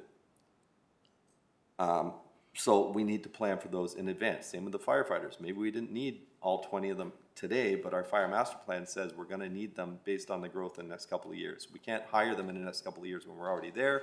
We need to do it in advance, get them into place. Your two things that you said were taken out of the FSP. The second one, I don't remember what it was, but absolutely we are doing. What were those two, Diane? Do you have the presentation? To you, Mayor, The first was ensure keep tax rates remain stable and competitive, and rebuild and further strengthen financial reserves. Right. So the first one I feel I am doing. You don't agree with me, but the budget that I brought forward that Council and I have been supporting, that staff have worked with us on, is what I consider to be stable. That is what is needed to maintain where we are. I know you disagree, and we'll have to agree to disagree on this, and maybe, others disagree also. And, they can choose whoever the next mayor is. I was elected to make those decisions. No, this is now me answering your questions. You've done speaking. So that is what I feel is what is needed to move us forward, and that's the job I've been chosen to do, and that's what I'm going to do. If you don't agree with it, fair, we'll agree to disagree, but that's the number. It's not 6.67. I have several amendments to bring that down. I'm not going to get to 4.2 under any circumstances, because the other point that you said was taken out of the FSP was to basically build our reserve, plan for the future, which we are doing. I don't know if it was actually taken out of the document, but it's never been taken out of my mind, and it's always an integral part of what we're doing. And Ms. Valentin is going to speak more to the capital. She spoke briefly about, of the 15 million we've lost, we managed to put 10 back. But the investment strategy, the debenture strategy, a number of other things that we've had to change from the way we used to do things to the way we're doing things going forward are putting that back. And we've reduced that $10 million a year shortfall down to 2.4, and I'm trying to figure out a way to bring that to equal. So we're not burdening people further. If we don't do this, these increases are going to be nothing compared to what's going to be needed in the future. If we let the state of our assets, which when we get to the asset management, was it January? February when that's coming? Q1, Q2. Okay. Next year, spring, summer, those numbers are going to be eye-opening. Because having a building like this, having, you know, the facilities we have, having the roads we have, having the bridges we have require maintenance. When you don't do that maintenance, just like your car, when you eventually do it, it's gonna cost you much more than if you were to just do the regular I maintenance. understand, you don't have to tell me Okay, this stuff. Come on. so these are things that are built in to the budget this year, because we have to, because if we don't, the long-term cost is gonna be much more than the cost today.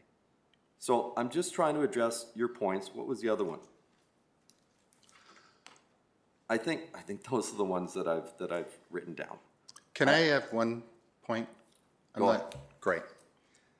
A lot of what you just said, I think the key is, and I think Rob Tyler Morin brought this up, and a few of us in the audience sort of looked.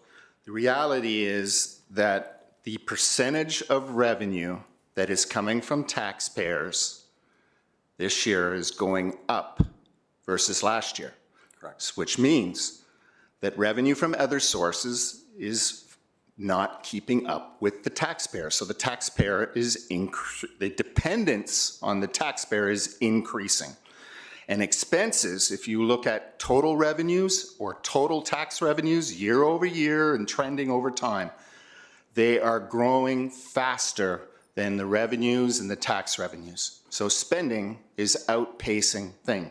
I've never said anything about changing anything on the waterfront. I love our waterfront, all right, or opposed to anything on the waterfront. So keep our waterfront, that's what I advocate, keep our waterfront. If you're looking to generate revenue or something from that, then yeah, I'm going to object to that. With respect to speed you did cameras. online, sir. Those were your comments. No. With respect to speed cameras, my understanding at one of the meetings is we're not even collecting that money. Sir, We've had problems. And Mr. Glass, the fairgrounds, Mr. Glass, you the wanted to fairgrounds. make a further point. We're not debating. This is not No, debate no, period. just the last point on the fairgrounds, I think it's great. I don't have any objection to the fairgrounds. Where I've expressed my opinion is there was all kinds of benefits listed. We're going to generate revenue and so on in the fairgrounds, and none of that was captured in the business case. We haven't even really taken advantage of the fairgrounds yet, and this year you're asking for $700,000 to spend on a new stage. We haven't even seen if the people are going to come yet. You're way past what you said you were going to Okay. do. I'll leave it at that. It's not open yet. It won't be open till August. That's enough. I won't say The anymore. I fairground wish you would stage. answer these 7 Thank you, questions. Mr. though. Glass. Have a good day. Yes. Oh, please. Thank you, Mayor Collier, and thank you, Mr. Glass. I know you have put a considerable amount of time in reviewing financial information return and such. I just want to point out some clarification on some of your slides and provide some caveats, as the numbers themselves don't actually always speak to the meanings behind them. On your slide 9 with regards to staffing, This one here? nope, staffing. Okay, sorry. Yes, so I'm not disputing the full-time, like, yes, these numbers are out of our FIR. However, we did do a reallocation in 2022 between seasonal and part-time. So actually, our part-time over those 3 years was actually nil. But just for clarification, because you do have these slides posted, I just want to make sure that the public is aware that, yes, we did provide a lot of new full-time, but the big change from 21 to 22 was a change in how we calculated those numbers between part-time and seasonal, and the seasonal numbers are also in the FIR. 2023 is correct, though. So it was a change in the way, so the 2021 probably should have been 185 as well, is what I'm getting at, that there was a shift between seasonal and part-time. So our part-time numbers have not changed over those 3 years. Right. As far as the recreation slide that you had, again, not disputing the numbers that are in the FIR, but I want to keep in mind and remind residents that 2022, we were still coming out of COVID. Our facilities were closed for half a year. So there are changes there. So that doesn't speak to in our FIR numbers. We just report the numbers. We don't have these caveats that we're allowed to that we can speak to. I'm not calling for profits either, but these numbers too, if I go back before 2022, they're very similar. Mr. Glass, you are done. Please, Director, go ahead. Yeah. As far as the sustainability plan, I recognize that, you know, the goals were in there 2013. It's not that we have taken them out. They're not directly written in the plan in 2020, but we still keep them in mind and we still try and maintain those. We are looking at redoing it right now in line with our asset management plan. So we will look at best practices and things like that to how what the goals will be, and it will be a council decision. As far as your financial sustainability slide, where we decided to spend more aggressively, also noted that we still keep within our funding constraints. The town, we look at our spending caps, our FSP, we look at our funding constraints. We may have had more development charges. I can't speak, I didn't look at all of the numbers, but inflation has gone up, so the cost to do things, but we still keep and maintain within our allotted funding. We're not taking on things that we can't afford. I just forgot to mention as well in my presentation that the presentation is specific to 2025, which is a funded capital budget. The 2026 to 2034 is a long-range capital plan. The projects that are in there are significantly higher, but it's not a funded program at this time. We do look for grant opportunities and various things, but we balance that budget, the one that's going to be deemed adopted every year, we bring that forward. So although the printed version that's online shows about 96 million worth of projects in 2026, we will look at our funding constraints, funding allocation, and bring that number down to make it more reasonable. Thank you, Mr. Mayor. Mr. Romanowski, did you have anything to add? No? Okay. Thank you, sir, for your delegation. Great. Thank you. Mr. Hill, are you here?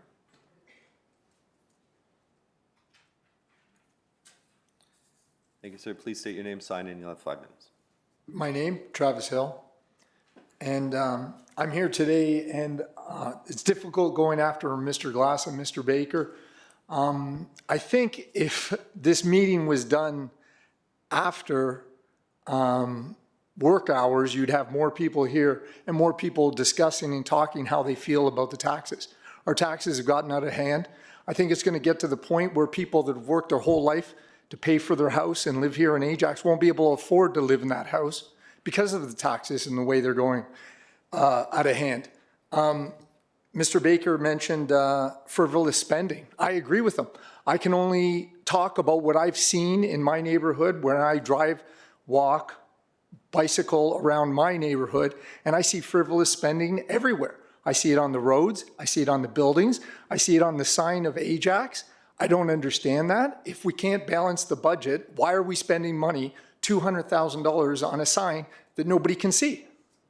I don't get it.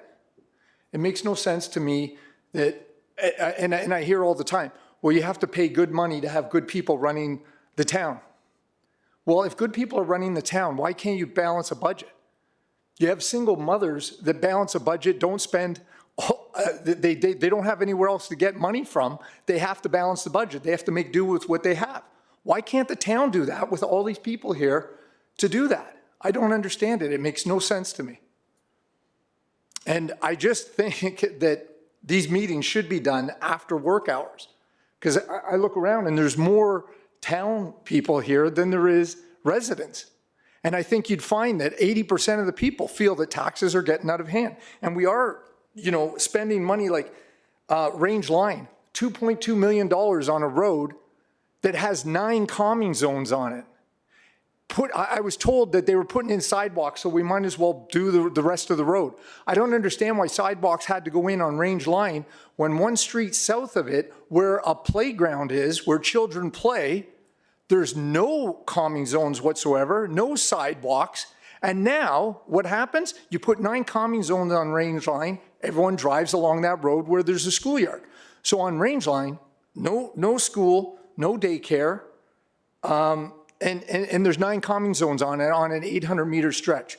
Harwood, we just tore up Harwood. I think it was done in 2017. I'm not positive on all the numbers, but I believe that road was done in 2017. We just tore that up, repaved that. The Ajax sign, repaving even the town parking lot. I drive down on Westney Road. I drive south along Westney Road. It feels like a road that's in Costa Rica. Don't have a problem with it. That's fine. I don't mind that. I'm just talking about why was the town parking lot here paved? I start to wonder if we have shares in a paving company. I don't understand it. Roundabouts, Pickering Beach. That was just done recently, those roundabouts. They all got torn up.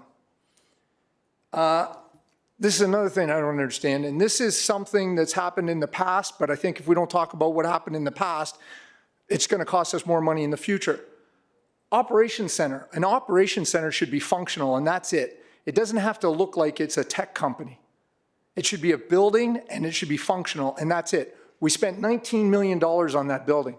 Are you telling me that we couldn't build a building that handles salt trucks, snow plows, grass cutting, stuff like that, and it just be functional? Also, ambulance and fire halls. I don't know why we build them so that they're nice-looking tech buildings. They should just be built functional, so that if a fireman goes from one fire hall to another fire hall, everything's in the exact same position, the same place.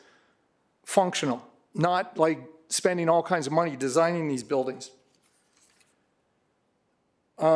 Yeah, and I'm kind of confused. Maybe I missed something. I'm not familiar with this. I've just started getting into this because I've just gone through my whole life just working, putting my head down, paying my 40% taxes and hoping that the people running the town are going to treat my money correctly. And when I look up and my taxes have doubled in the past 10 years, 15 years, I have to say what's going on. So is there going to be a discussion about the budget and wages and staffing for the town? Does that happen later? Or because I didn't notice it in the presentation. So I'm not sure if I missed something, and the reason I ask is because the numbers that I got from the town of Ajax was that in 2020, we spent $53.9 million on wages. And in 2023, it was 72. Now, these are the only numbers that I could get that were online. I don't know what it's going to be for 2025 because I didn't hear it in the presentation, but maybe that's going to happen later. I don't know. So I guess my question is what can we do to stop increasing the taxes? And I believe that there is frivolous spending by the town with our money. And is there going to be discussion about staffing and wages for the town? Does that happen later in the meeting? I don't know.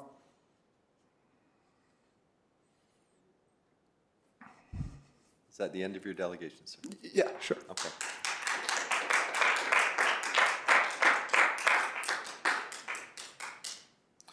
Okay, I'm going to, as I've done before, do the best I can to address your questions that I've written down. And I'm going to ask a couple of my own, and I'm going to turn to staff to give some clarity on some of the items you talked about, like town parking lots, Pickering Beach, our fire halls maintenance, and those types of things. So just first, frivolous spending. I mean, I could ask you for some examples, but I mean, I think this is a matter of kind of like the example that was used about our rec centers. I mean, we can't just not provide services. Whether you use the services or not, or whether you appreciate the services or not, is in sort of the eye of the beholder. I, for instance, don't. What's one that I know? I don't use a lot of the recreational services, but they're there for those that need them. For right? sure. They cost money. They don't generate a profit. They lose money, right? You know, but that's what the taxes were for. So, I mean, what some might find frivolous, others might find very important. So I don't know what you refer to as frivolous. Well, I didn't say anything I about would prefer, rec centers. like, I would love it if you could give me some examples of that, and maybe offline. I send me think an I email. did. I think I did. Thank you. Balanced budgets, we do balance our budgets. We cannot run a deficit. It is against the law. We're legislated, we do balance our budgets. We did it so well this year that actually I think the surplus was what, 62,000? Which is on a 140 something $1 million budget, to come down within less than 0.5% is a pretty good budget, in my opinion. But we do balance our budgets. We have to balance our budgets. Work hours, these meetings used to start at 7 o'clock at night. They were attended by nobody, basically. It was disturbing how few people actually came out. But given you know, the number of staff that you see in the room, which is what's required to answer questions that might come up, You know, we're not gonna sit here and have questions from council, whatever else, and have to summon people to come and wait 10 minutes for them to get here. So they're here in the room to address this. Some of our meetings would go till midnight, and it just, the decision was made a couple of years ago to move these during working hours. Most of our meetings are at 1 o'clock in the afternoon. This is a special council meeting. The time that worked for everybody and to get everybody together was at 9 o'clock this morning. So it's not in any way meant to try and limit public input. Public can make input in any number of ways. They can attend electronically, they can send us emails, they can call any of us. Our numbers, my cell number is the only number I have. It's published, and I answer it. So there's many ways to give us this input. You don't actually have to show up. They can give their comments, and the comments would form part of correspondence.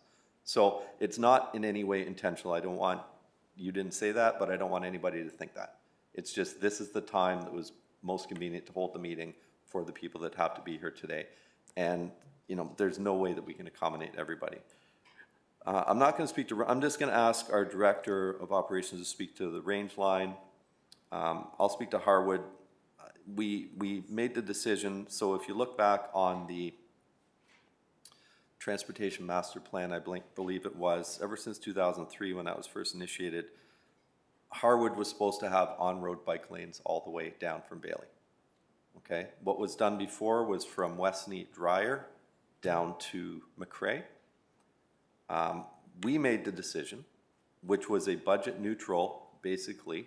There was a minor part to shave and pave the road of $168,000 that we're gonna get back from the province. But to put the multi-use path on the east side all the way up to Bailey is the same cost as putting on-road bike lanes all the way from Bailey down, having to do the realignment curbs, all the different stuff.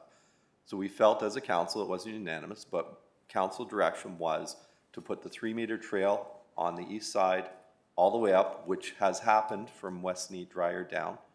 And part of that, again, due for our new road network standards, is to return that 1 lane, north and south, remove the on-road bike lanes, and return that to a vehicular lane. And the cost on that, last year's budget, and I got beat up quite a bit online over this, was $430,000 estimate. The true cost was $168,000, and the Ford government has since come in saying they're going to be reimbursing municipalities for the cost to remove these lanes, so we hope to get that back. But the others, the range line, the town parking lot, the Pickering Beach, I'm going to get Director Meredith to speak to. The Ops Center, I think that was built in 2005. It is a LEED certified building. There was a need for it. We closed another Ops Center and built that one, so there was some transferred assets. But yeah, it did cost some money, and I believe it's paid for. I don't think we had to incur a lot of debt on that. We used a lot of our slots revenues to pay for that. We still spent money. It might be fancier than some people feel it needs to be, but I don't care where my trucks come from, okay. just as Well, long as they can come. it's been there for 19 years, and it's serving its function. That was just an example. Yeah, okay, that's fine, that's fine. EMS is a regional, we don't do ambulance. Our fire departments, we're not, to my knowledge, building any more fire departments. We do have to maintain them. We just are doing on Monday, yeah, today's Friday, the grand kind of, I guess, reopening of the one down on Monarch, where we just spent, I think it was $2.5 million having to do retrofit, because again, for the growth, we had to hire those 20 new firefighters. Some of them are in that building. We had to do some changes, some regular maintenance upgrades, but also some changes to accommodate that new crew. And we're doing that on Monday. That's just part of the maintenance, but I don't believe we're building any new ones. And what can we do to stop increases? And as I mentioned in my opening comments, we are all taxpayers as well. I bring forward what I feel is what we need to bring to maintain service levels as we are and account for growth. If costs stop going up completely, that would be what would be needed to stop any increases. If everybody kept their salaries the same, if nobody ever got a pay increase, and if our costs for fuel and insurance and everything else that we have to do never changed, yes, that would happen, but that's not realistic. And I know I'm being a bit It's facetious. unfortunate because a lot of people don't get pay raises. Yeah. Well, again, we live in a union environment, and these are things that Some are people do, often yeah. outside. Like if something goes to, if there's a strike, which there was years ago, and there's binding arbitration, we don't even get to make that decision, unfortunately. That goes to, I'm the chair of the police board, and we are going into, I know it's not related, but it kind of is, we're going into bargaining now. If that bargaining didn't go, or if our fire department bargaining we weren't able to come to an agreement, then it goes to arbitration, and somebody else outside of the town makes a decision for us, and there's no discussion on whether we can afford it or not. That happened in Scugog a few years ago. They got a 10% increase because an arbitrator decided to bring their volunteer firefighters up to the same level as, say, Mississauga firefighters. So we try and work those out. It's not realistic to think there's not going to be increases. There's going to be increases because everywhere else across the province gets them, and that's unfortunately the way it works. But I just try and manage expectations, and I don't think if the expectation is to not have increases or to have increases specifically to the CPI, which is not relative in our case, it's not realistic. And so I just want to try and manage that. I'm not trying to be, smart ass about it or anything at all. I'm just trying to manage that. I think I've addressed those. I'm going to turn it over to Mr. Meredith to speak to some of the town things that you had mentioned and the requirements of why we had to do the town parking lot, Pickering Beach Road, range line, and I've already addressed Harwood. Through the chair to the resident, with respect to the road projects that have been referenced, and I can speak to Range Line Road first, there was a couple of components that went into identifying that as a priority project. First, we utilize our pavement management system, which establishes the pavement quality index for each of our roads. Range Line Road is considered a collector road or a type C arterial road, and as such has a certain standard of pavement quality that's required. In addition, over the years, the volume of public complaints that we've been dealing with as it relates to no sidewalks along Range Line Road. Range Line connects obviously from Pickering Beach Road to Shoal Point Road and is treated in a different way than a local road typically would. As we went through the design process, there was a public consultation process. We did have a public information session with the residents to deal specifically with traffic calming so that we were reducing the speeds of traffic along Range Line Road as well. So this project was identified from a pavement quality standpoint. It's a rural cross-section, so we had very shallow culverts that dealt with a number of maintenance issues from a stormwater management perspective. The lack of sidewalks in terms of connecting Range Line Road between two arterial roads, and the idea of increasing public safety by introducing traffic calming were four elements that were key in terms of moving that project forward. So through the consultation process and a variety of factors, it was identified as a priority, and the subsequent design was developed and the road was completed. So that was just an example in terms of the process that we follow as it relates to discussion and involvement with the neighborhoods and surrounding community. As it relates to our other assets, whether it's Pickering Beach Road, which is a type B arterial, there's certain road classifications, there's certain components from a risk management standpoint that we have to take into account when we're assessing that from a technical standpoint. Sometimes there are, the series of cracks, there's catch basins and manholes that are either heaving or settling in certain areas that create certain conditions. So when we look at our overall pavement management system, we sort of feed into that. And similarly with our parking lots. From a parking lot perspective, we've had, and at the time we coordinated when there's a water main replacement, which was the case at the parking lot. So it wasn't strictly a sort of resurfacing, there was also underground services that needed to be replaced. So we coordinate. If we're going to replace a water main, we're going to do the parking lot at the same time. So there's a number of things that go into play when we make the decisions and recommendations in terms of moving forward with our roads and parking lots in this particular case. Thank you, Mr. Meredith. And I will add, I mean, I don't just look at this and rubber stamp things. I actually went out with Mr. Meredith, which he probably didn't really appreciate, but to every single park, road, parking lot, capital structure that was in our long-range capital forecast that, it frustrates me when I see the words has reached the end of its useful life in a budget item, because you know, if a vehicle is expected to have a 10-year useful life, for instance, and I don't just automatically replace it at 10 years.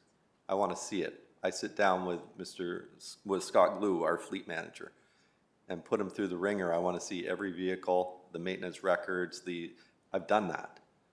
I went to Greenwood Conservation Area, a $1,077,000 capital item. It's not in the budget, it's deferred, because I looked at it, and yeah, it needs doing.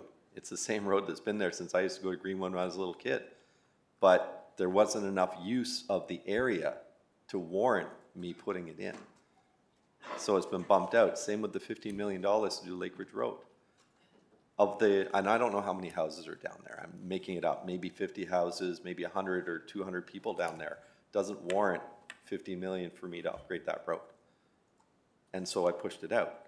So I've done that in this budget across the board. And we're gonna finish the delegations, and we're gonna have a quick break, and then we're gonna come back and we're gonna go to the amendments.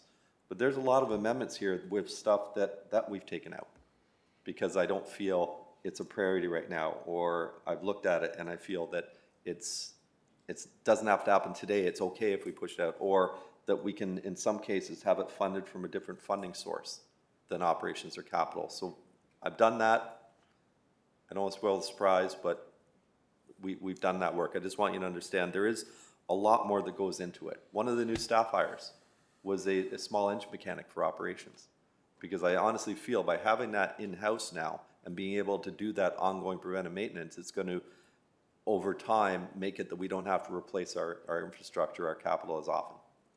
So I'm looking forward. The 6 new operations staff for maintenance are growth related for things like the fairground and other areas, because we are still expanding. Every year through development, we're taking on new parks, we're taking on new roads.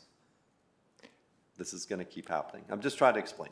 And the only thing I would say is, how could the staffing not correlate to how much the town has grown? So if staffing has tripled in the past since 2011, and the population's only growing 20%, how does that make sense? Okay, I don't know the number if it's triple, but let's say that. We went through, and I've been here since 2003. We went through many years, and this is the same at the region with policing, we discussed this yesterday, of basically non-hiring. I can't say exactly when, but that put us in a situation, whether people believe me or not, of we fell very, very, very far behind. Asking more people to do less year after year, balls were dropping, things were not getting done, the state of the town was going down. Mr. Glass posted the video of 2019 from my Live with the Mayor, I believe it was in this room, where I made that statement of the war on litter. And when we hired those people, and we did, and things look very differently today. Yes, it costs some money to do, but we had to play catch up. And as I said, with my tear the Band-Aid off statement, that's what I do. I'm not going to kick things down the field and make it more difficult down the road. If it needs to be done today, we're going to do it today. So this council had the intestinal fortitude, I'll say, in 2018 to start making those changes. We had to. We went too long without doing anything to have the feel-good status quo 1.5, 2% budgets. They're popular. They're politically popular. But over time, they end up costing more money because you let your assets degrade. And that's what would happen. That's what happened. Believe it or not, that's what happened. So we're getting there. I did touch on the assessment growth that I think is coming, which will definitely help grow our tax base. Only by broadening our tax base and making the piece of the pie smaller are we really going to be able to address this. Well, I just hope more residents take a look at what's going on and come out to these meetings. I do too. I do too. Thank you so much for being Thank you. engaged and for your delegation. Oh, I'm sorry. I missed Councillor Crawford. Please go ahead. I just want to thank you for coming out. Believe me, I think in the 14 years that I've done budgets, this is probably the biggest crowd that we've had. So I do appreciate the fact that you've taken the time to come out, and I do realize it's during the day. I'm very proud of my Ward 1 councillor, or Ward 1 residents that came out. We've tried this year to get more interest in the budget by having meetings in our ward meeting that are specifically to do with last year's budget, and then this year we had a meeting on Tuesday to talk about this year's budget. And it's a chance to be able to vent in safety. and we get it. And I appreciate your honesty, and I appreciate your pointed questions. The reality is that I sat on budget. I've sat on council in my first 2 terms, where fire came forward and said they needed 20 firefighters back then, and it was not done. And had we had been more strategic, we should have hired even one a year, would have put less of a dent and less of a pressure on this current council, because when we came into this council, we had to hire 20 firefighters, and they're needed and expensive. Cybersecurity was another thing that was not addressed in previous councils, mainly because we didn't have the threat that we had now. We had to make significant investment into ensuring that when you put your credit card in to pay for swimming lessons or whatever it was you were doing, that you had safe security and had no worries about that information being leaked out. And I know it's not sexy stuff. It's stuff that doesn't show necessarily on the outside of the town, but it was absolutely critical. It was safety to the residents, and we felt that we needed to make those investments. That's just like, I don't know if the deputy CAO can talk about the investment we made in people for IT, and I thought it was 30, but I could be wrong. Thank you, Regional Councillor Crawford, through the chair. I actually think cybersecurity is a really great area to point to illustrate the fact that there's pockets of our organization where staffing growth, it just doesn't make sense that it would align necessarily with population growth. So if I look back about 5-6 years, we had 0 staff dedicated to cybersecurity. Now we have several, and that's not a function of the fact that the population has grown, it's that the cyber threat landscape has changed. So I think that's probably the best point I can think of to illustrate why that doesn't always make sense. And we don't necessarily publish that because we don't want to publish that for, as you know, why we'd not want to do that. But we did, and it costs money. And I fully appreciate what you're saying. When you just see a line on a budget, sometimes it doesn't make sense. So I'm just trying to explain kind of the world changed a little bit, not even because of COVID, but because of security.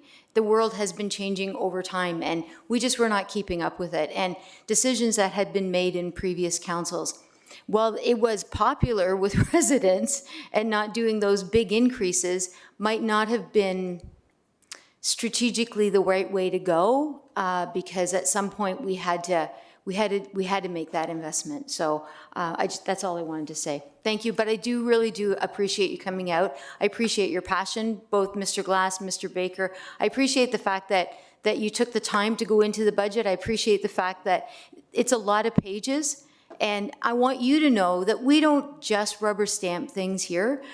There's been a lot of work put in. We got the budget 2 weeks ago, and we all went through the budget line by line, and we all asked questions about why we need to be, why does that have to happen? We asked for things to be moved. We sat down with the mayor and we said, we need to make it less.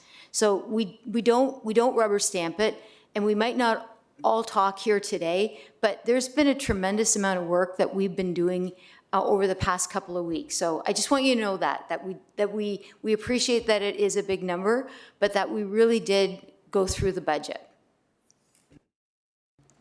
Thank you, Councillor Crawford. Good points. Councillor Henry, you're next. Thank you, Mayor Collier. I wanted to thank you for coming forth today and all the delegations. I know you're not going to hear us talk a lot today at this meet. You might not hear us talk a lot today at this meeting because we have done the work and we are making amendments, and Mayor Collier is going to bring that forward in a minute. And those amendments you see, the time that you're going to see here today, that's from November 26th, from when we've had the budget privately as a council, from the work that's been done behind the scenes from all of my council colleagues. From the time that we've taken away from senior directors, from staff, asking questions, asking about how things are funded, making sure that we have done what we could, because we knew your concerns prior to today. We've had phone calls, emails, messages from folks, and we know how you felt. And we welcome that you came forward, took your time from your day to make these presentations today. So don't think that we're not hearing you, because we are. I've got 28 pages of a run sheet and all kinds of highlights on here, and my council colleagues have done similar work, and we've taken this very seriously. Don't think we haven't. So I just wanted to thank you for your time here today. Okay, we're not quite done delegations yet. So, next I have on the list is Michael Oliver. Mike, are you here? No? To the clerks, have any of the online delegations signed in? Through you, Mr. Mayor, yes, we have one online delegation. If you'd like to hit the button at the bottom of your screen, it's a head with some lines emanating from it. Who is this? Atakur? Atakur Raman. Yes.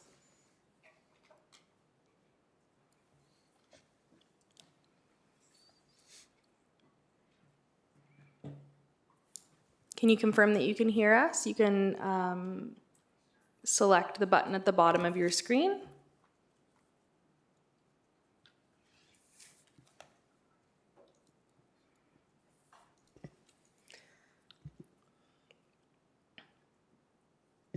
To Mr. Mayor, you can move on to in-person delegates. While we're if you'd waiting, like. is Petrula Mentis here yet?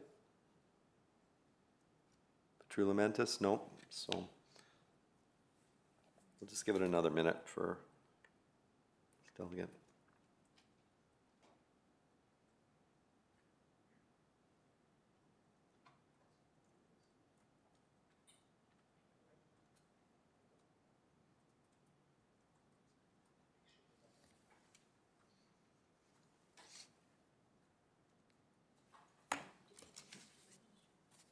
No.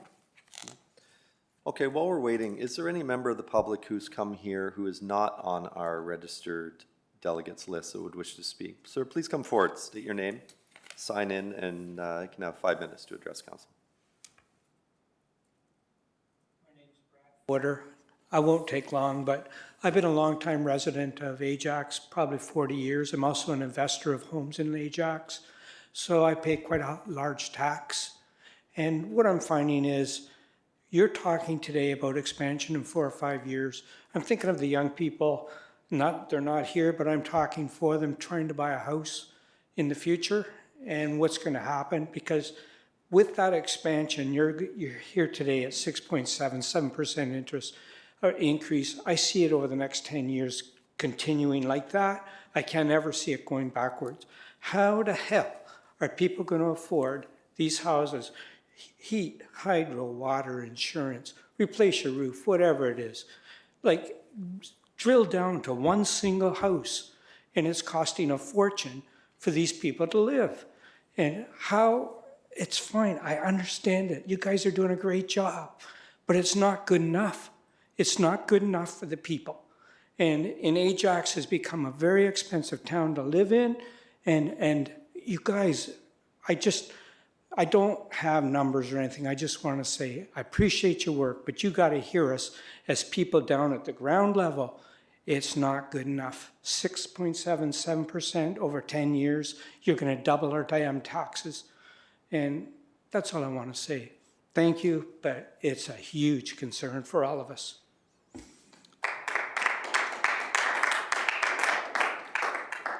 Thank you, Mr. Forder, for your comments. And as someone that has 4 young people, One of them thankfully has been able to buy a house, but I don't know any young people today that can afford to buy any house in Ajax or most municipalities with today's prices. So what we are doing is trying to improve that housing stock, provide more options, and really the only way we're going to be able to do that and provide affordability is to go up. Is through higher density, smaller units, and that's what we've been focusing on, is high density mixed use developments. You're not seeing any more, maybe 1 or 2 small townhomes, very few single family detached homes. What you're seeing moving forward are apartments and condos is really the way that we have to go in town. We have a fixed urban boundary. We can't really go out. We have very little greenfield land left. We have to go up. And that's when I referred earlier about the 20,000 plus units we've approved that are coming online in the next 4 or 5 years. That's what I was referring to. Just one more quick comment then. When you do that, we need more hospitals. Like that hospital is a joke down there right now. We need more hospitals. Where's this traffic? I go on the 401 in the morning and it's just incredibly crazy. So we're gonna build all this tight little housing, lots of people, lots of cars. Where are you gonna put the snow? And we have no roads. Where are we gonna do this? How does it work? Every little, I don't care if it's Port Pear or whatever, expanding, but the cars, you should see them coming down Lake Ridge now in the morning. They're coming from everywhere. And so I don't know how development is gonna handle what the infrastructure is not here. It's just not here. So and again, this isn't debate period, but I'll do my best to answer your questions. One, through this development, we collect development charges, DCs. And a lot of the infrastructure that needs to be done is heavily DC funded. It doesn't pay for all of it. It pays for a lot of it. So yes, we do have to make up the difference. Thankfully, things like water, sewer, regional, we don't have the responsibility for those. Fire, I think we have now got our fire department to the level that where will not need to hire any more firefighters until the distant future, depending. Ajax eventually will be nearly 200,000 population. That is our growth forecast. Most of the development that I'm talking about will be around the major transit station areas, around the GO station, around those areas, and what the intent is to provide access by being close to these transit areas to transit, so these people hopefully won't have to use as many cars as the people do in their single family homes that live, for instance, down by the lake where I am. Yeah. You need a car if you live there in a lot of cases, because really there's no other way to get around. By having these smaller, more affordable units close to major transit areas, we hope to be able to address some of these needs. Yes, we're going to need more park spaces. A lot of these new units, I'm making sure that these buildings are putting in, for instance, a grocery store, daycare, coffee shops. They have their own amenity spaces, outdoor dog parks, grassy amenity spaces on rooftops and all these types of things, so they can be more self-sustainable. Lots of bicycle storage within walking of transit, all these different things. That's sort of the way we're going in the future to help address that situation. Thanks. Thank you. Councillor Crawford, you had a question? Yeah, just really quickly. My kids are 35 and 31. They won't own a home. They won't. It's the reality. They know they're not going to own a home. They're okay with it, and they're traveling more than I am because they don't own a home. They rent. They don't have to. They're okay with that. It's a different world than when we were growing up. Like we would never rent. The idea was that when we got married, we bought a house. That was what you did. My parents told me to do that. That's what we did, and I'm glad we did, because we have a beautiful house now, and it's good. But it's a different world now, and I would love for them to have a house, but I also don't want them to be mortgage poor for the rest of their life at this point. And they're happy, and I'm happy if they're happy. The infrastructure, our transit right now is not where it should be. And I'm chair of transit, so believe me, I get plenty of feedback on it. But the good thing about the growth in the infrastructure and what we're doing right now, it'll drive the improvement to transit. It can't help not improve transit. So hopefully, all that infrastructure that you spoke of, the government has announced that they're going to build a hospital in Whitby. They've put some investments into into our Ajax Pickering Hospital. I think the province does recognize that with the growth that's expected, all of that has to happen. The region also put some money into it from this budget, into the different hospitals that are needing upgrades or built. Even though that really is a provincial responsibility, the region is putting money into it. So I just wanted to say that. Thank you. Councillor Tyler Moore. Just very quickly, as I often say, Mr. Foyer, thank you so much for coming. And thank you for coming to our ward meeting. And just wanted to let you know, and anyone else in Ward 1 or across the town, we're accessible. We can go offline. We can go for a coffee. We can have these discussions, and your concerns being met. Just wanted to say that for the record. And you can get a hold of any one of us through our website. But this doesn't have to end here. We're obviously in a very formal meeting right now. But discussions, we're always open and to listening and to acting. So thank you for that.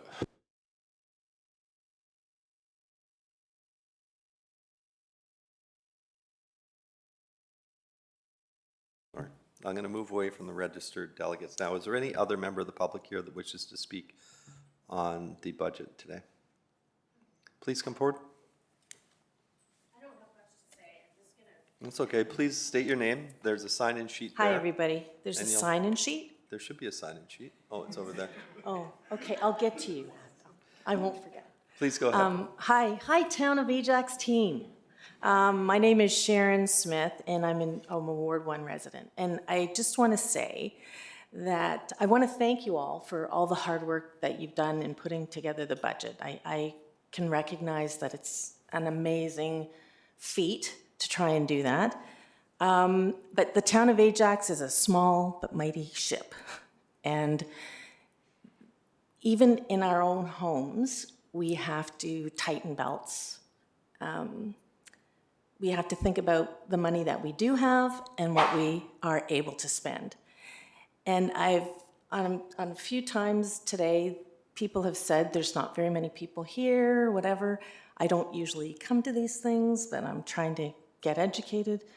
And I'm here as a delegate to represent those people that are not here and can't come, to say that we are being squeezed. And the squeeze is detrimental to the town. As a resident, and I've been here for decades, we have to work with what we have and say we can only increase this part by a certain percentage. And I'm not a financier, and I understand, Mayor, you have a ton of people that you have to oversee.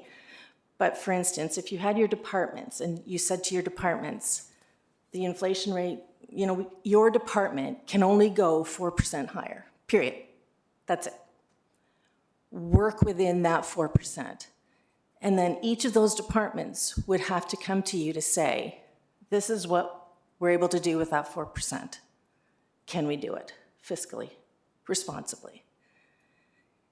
Is that a better way of approaching it? Instead of thinking of the endless purse that the taxpayer has, I guess I'm begging all of you, pleading with all of you to try even harder to rein in the budget. We as residents are struggling. The town is struggling, and your residents are feeling it because we have people that live in other places that are not paying this amount. So please, I am begging you to take another look. Try and find it in our town wallet to bring the increases down. That's all I have to say. I'll sign it. Thank you. Is there any other member of the public wishes to speak? Please come forward.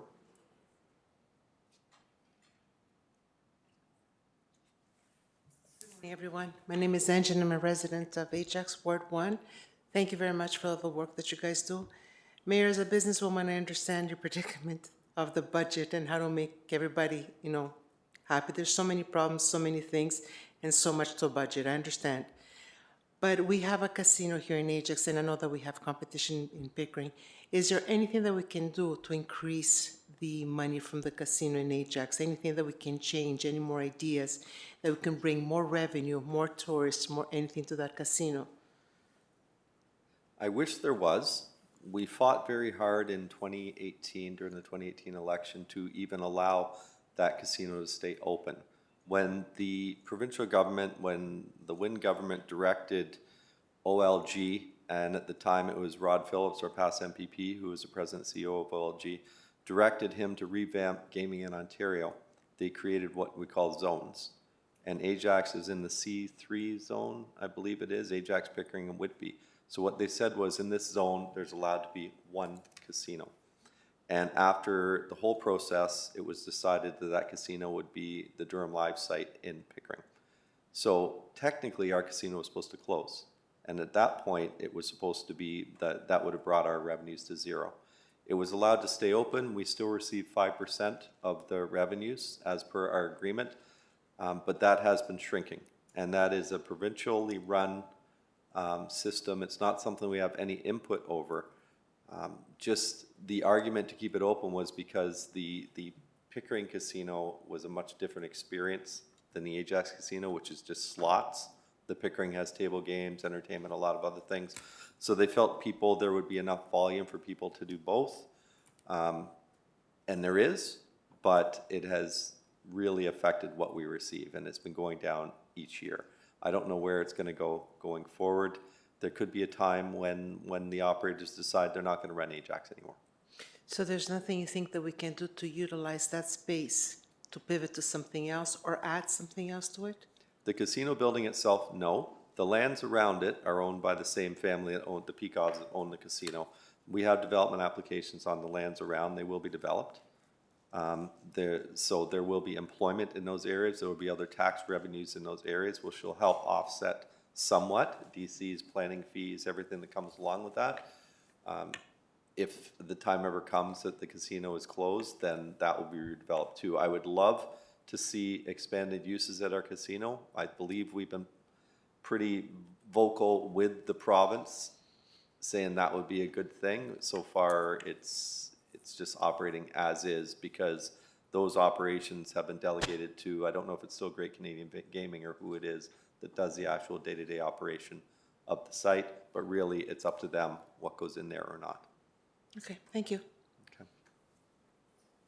Councillor Crawford? One of the biggest competitors to traditional casinos is online. Yeah. And because you can do all the betting and everything you want online, it really is causing some competition both at like casinos like what we have, like maybe perhaps not necessarily Pickering because it's a different experience, but certainly the slots. This is so much more convenient. You don't have to leave your house, and it's the same risk, right?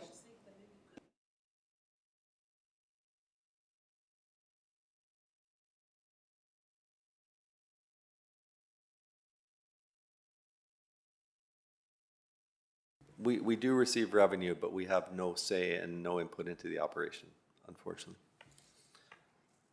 Does any other, sir, I saw your hand up. Please come forward.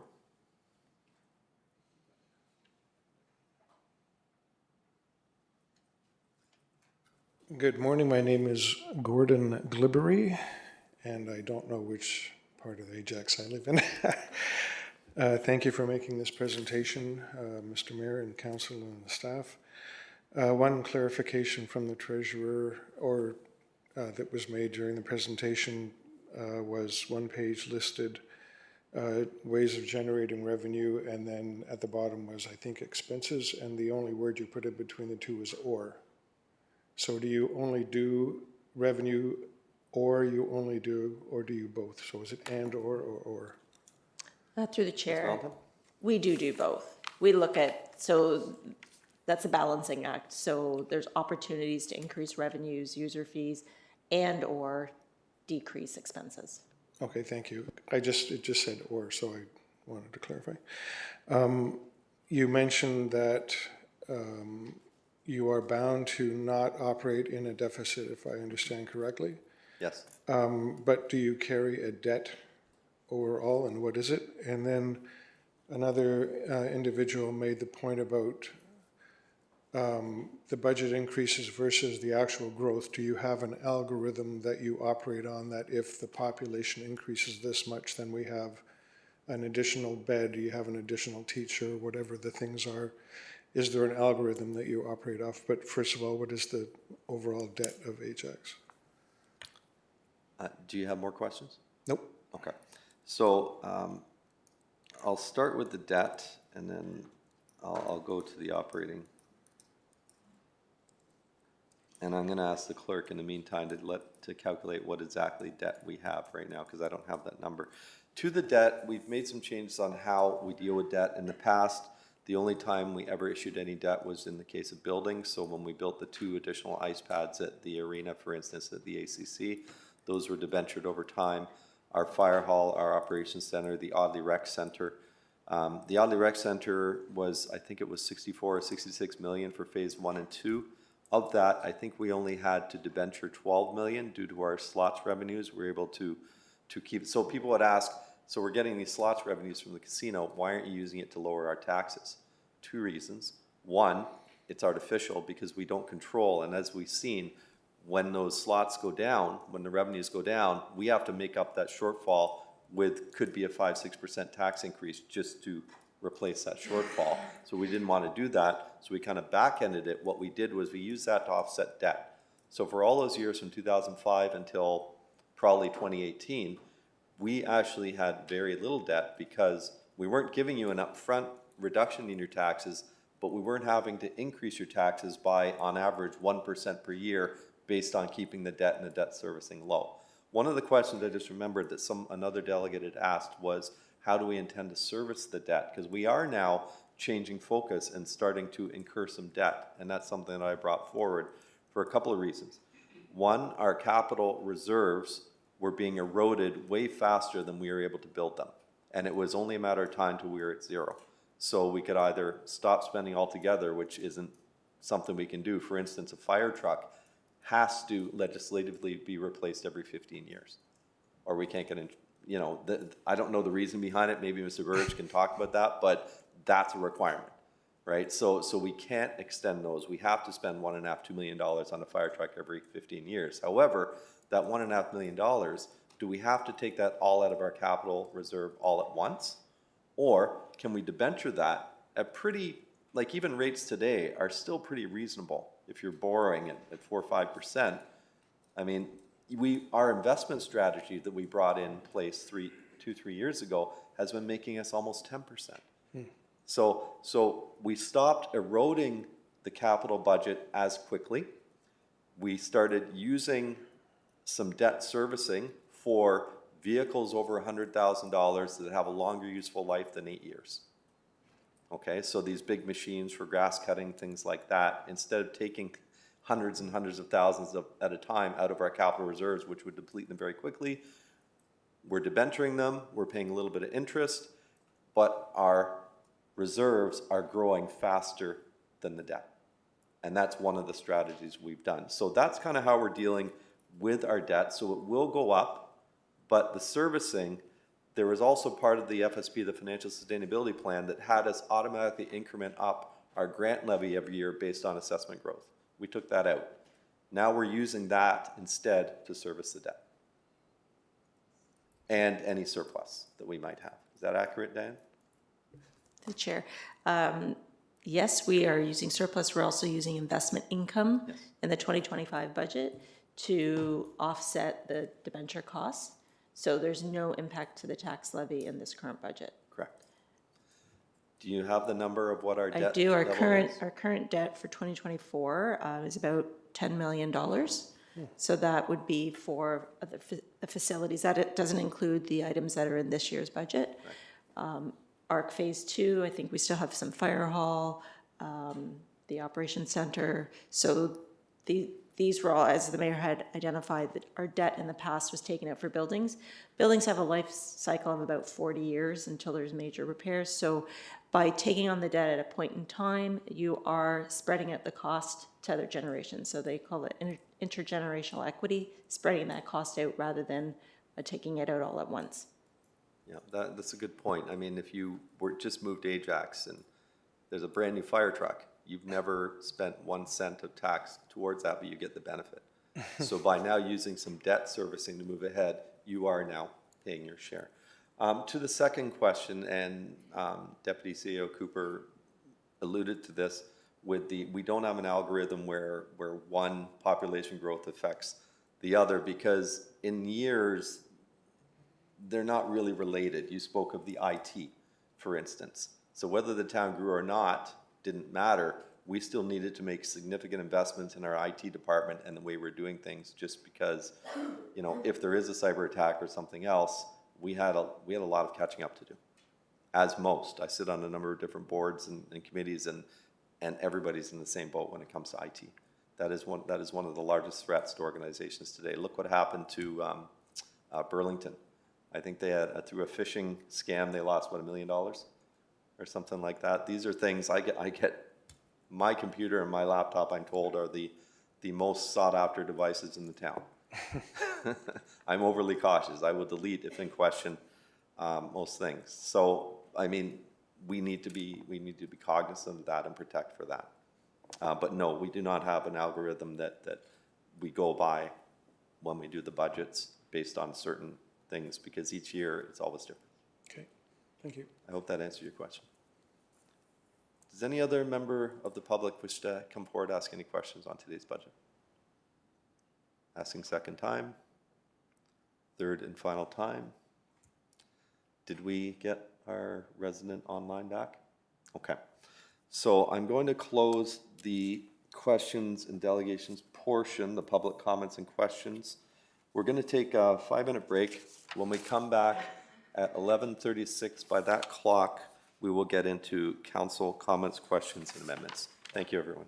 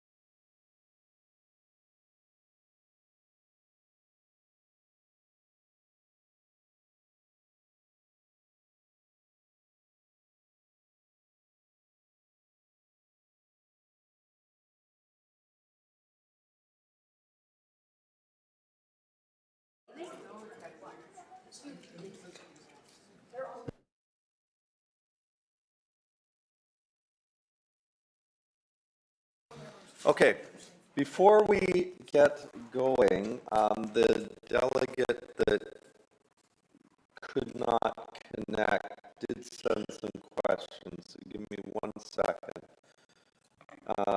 His question, schools are overwhelmed with students. What's the plan? Bolton St. Paul is dealing with 700 plus students. This is from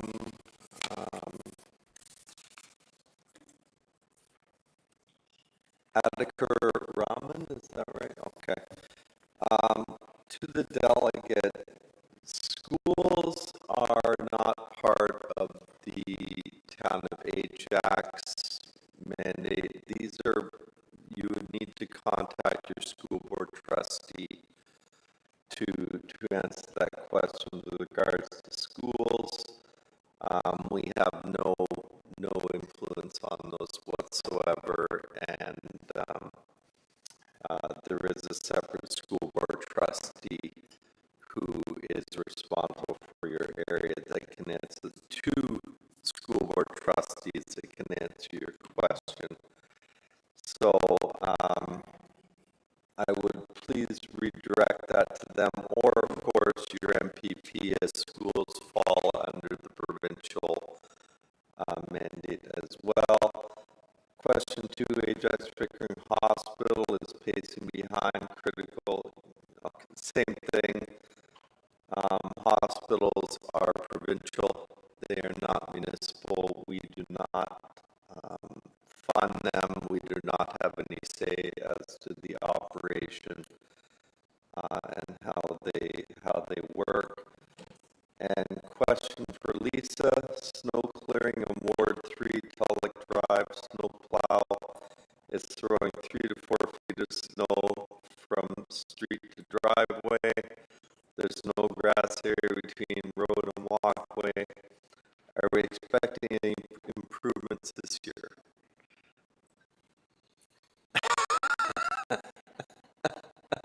Councillor Bauer?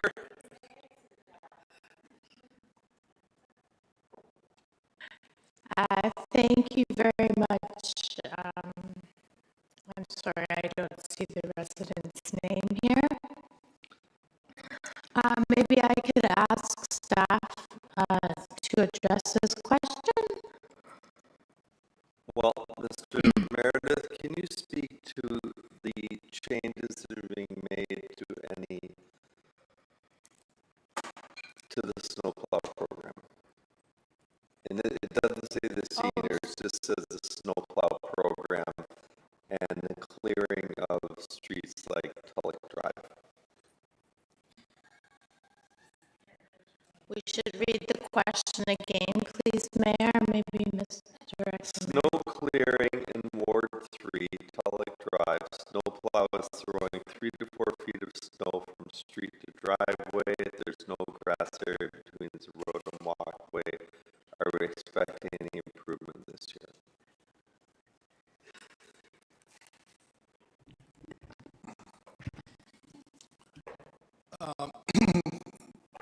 To the chair, there's no current plans to change our snowplow sort of operations or approach. There should be sufficient space within the boulevard for the storage of snow material.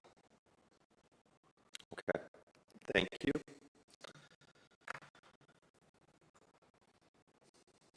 Moving on to, let's get organized here. So now we're on to council comments and questions. I'm going to start by getting the amendments out of the way, and then we'll go to questions. Is that acceptable?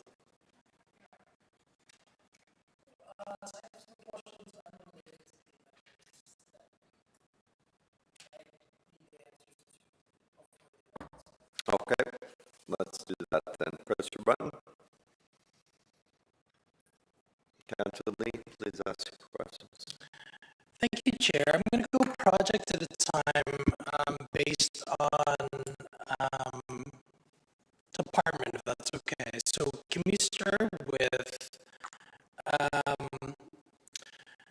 So I think this is finance, capital project 25002-901, financial system reporting solution. So there's a similar project that's scheduled for 2027 that is now in 2024.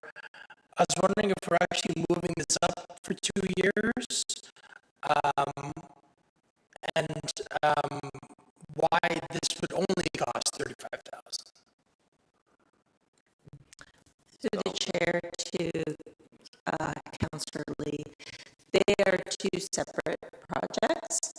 So the project that we've introduced into the budget this year is an actual reporting system that sits on top of the different finance softwares that will be able to extract data that we will be able to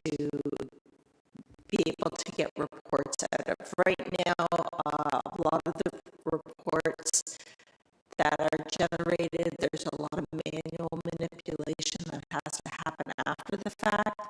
So with this reporting software solution, we'll be able to find efficiencies and be able to get better data. The project that's out in 2027 is a replacement of our ERP system, so that's totally separate. Okay, sorry, they sounded very similar, so thank you for that clarification. Moving on to recreation and culture, the operating case for the part-time lead audiovisual technician. So it doesn't sound like a huge ask, but I'm just wondering, like, how much are we paying to contract currently our troubleshooting now? I have just a few questions. How many issues have we had at St. Francis over the past 13 years? I've been to a few events and I've never seen one, but that doesn't mean they don't exist, obviously. And then the equipment inventory tracking and software maintenance. Is this not something that our current team can currently assist with? Would that be Mr. Vita? Can you answer that?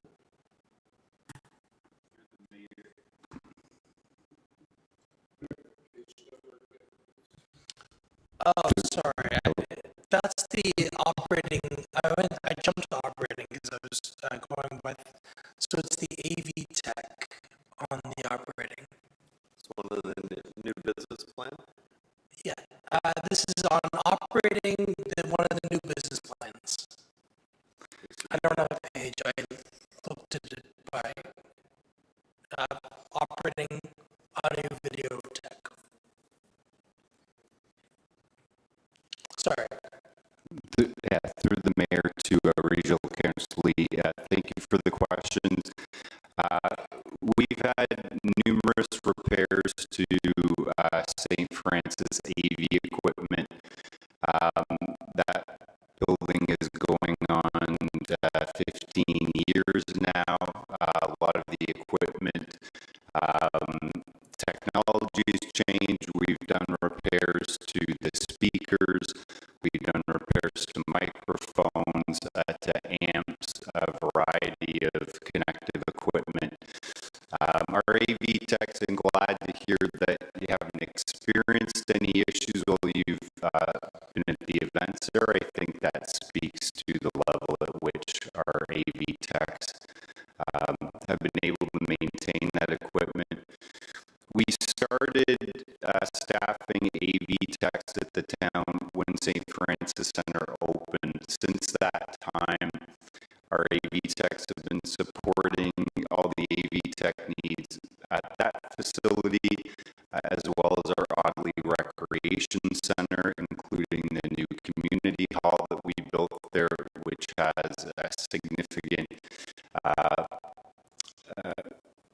needs based on the audio, the video capabilities that we put in that room. Our AV techs also provide troubleshooting and support at software, including for the new 3D letters that we have installed there. And we will look to have them support further the Ajax Fairgrounds for any audio and visual needs there as well. So we're talking right now about 4 different kind of venues that require kind of AV support that we can use one part-timer to cover. And we feel they'll be suitable to cover the majority, if not all, of our AV tech issues. We have several part-time AV tech. The lead AV tech position would be responsible for coordinating the efforts of those staff.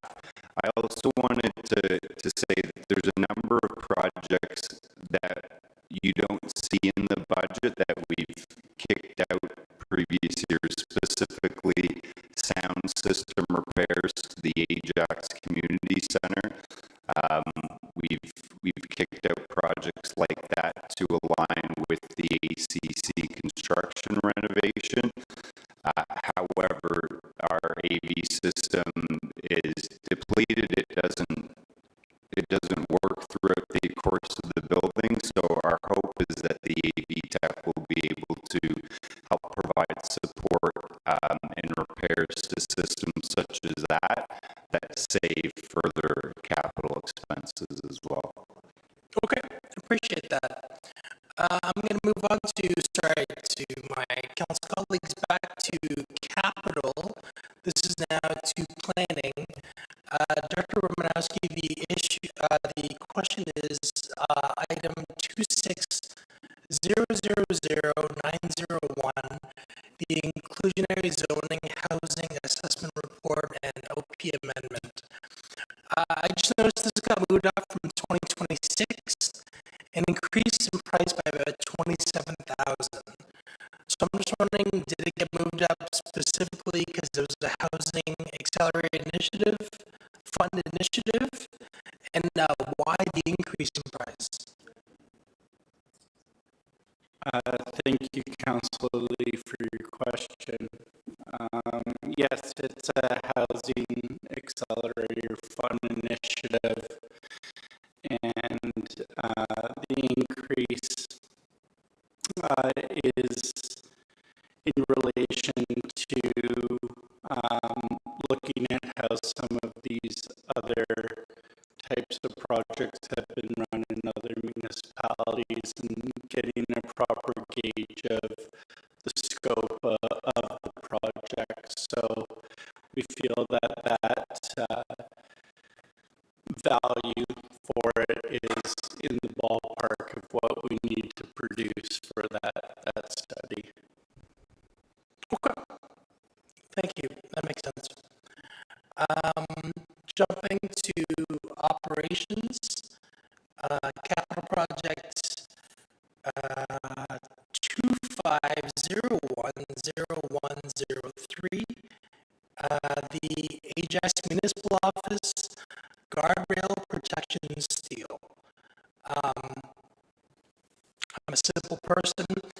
Can you explain to me why a guardrail and steel would cost more than a car? I think it's at 95,000. So I think it's X for 20,000 for design, and then 75,000 for implementation. So the ladder and the guard protections are for the roof hatches. There is more than one of them within the town hall facilities. It really is a health and safety issue that's been identified, and it's a code compliance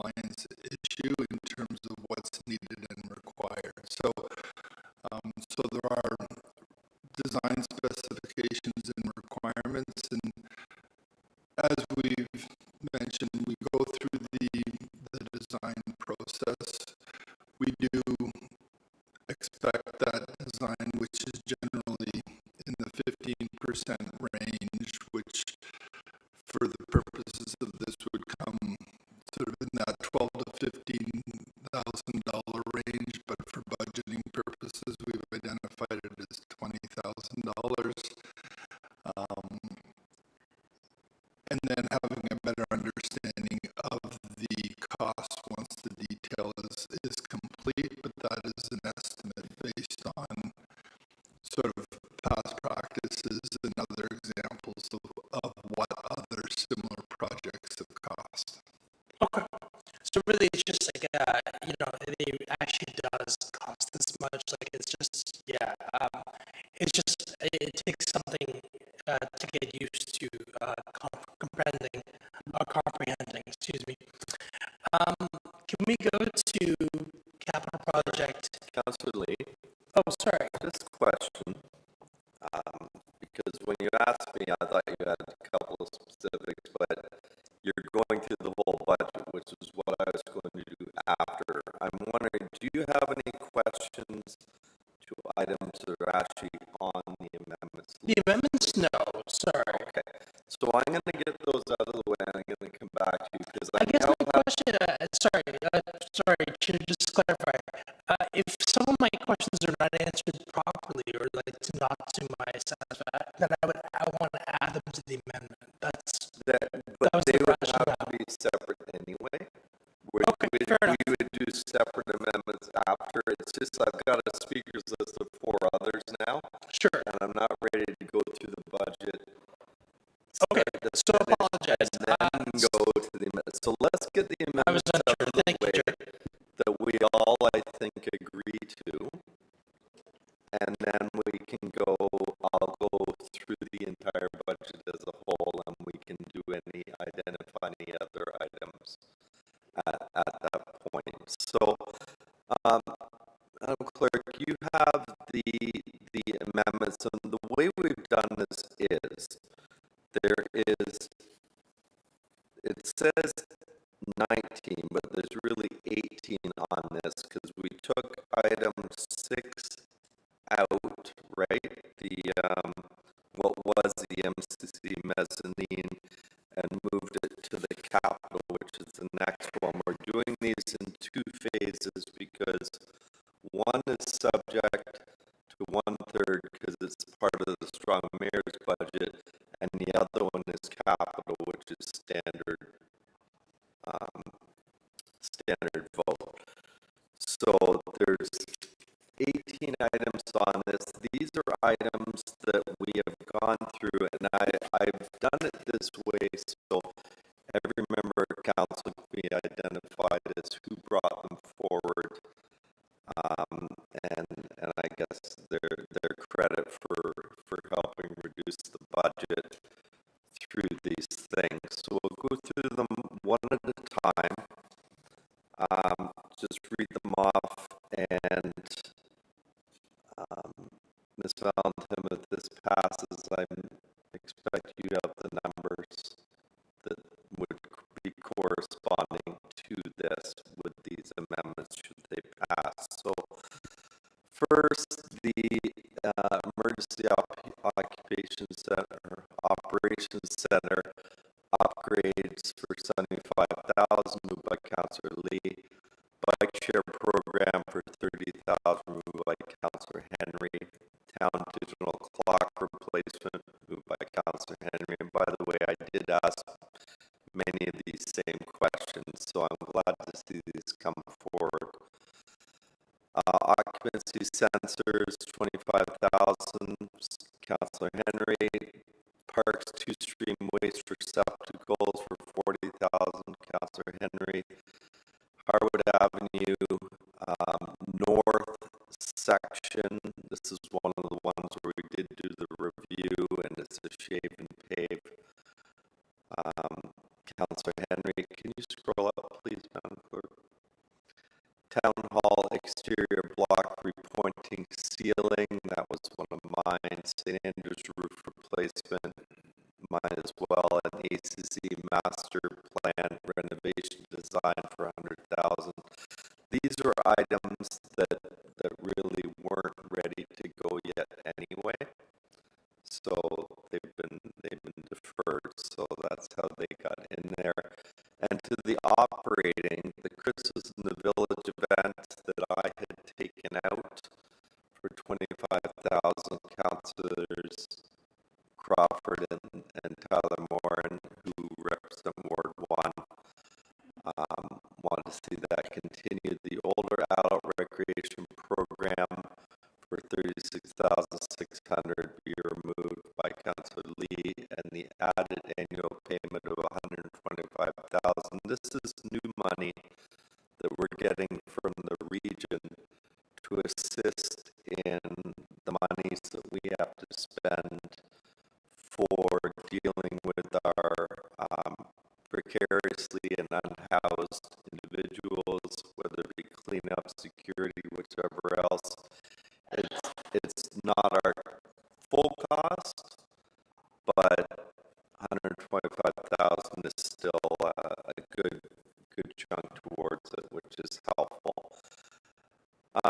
We've made some changes to the way we're going to do things. Our new AMP system, there was some funding that was supposed to be coming in for our Part 1 offenses. It's supposed to come in May, and this was part of the challenge to staff to go back and see if they could come up with some further ideas, and this was one of them. Why wait till May? Let's build it in the budget now, which is 50,000. The fines for the parking, we're moving to increase in fire routes and in regular. The joint bike enforcement project be removed. The staff benefit cost reduced by additional 200,000, and we develop a pavement degradation structure like Whitby and Oshawa with 75,000 further in non-tax revenue. If we add all those up, Diane, where's that put us?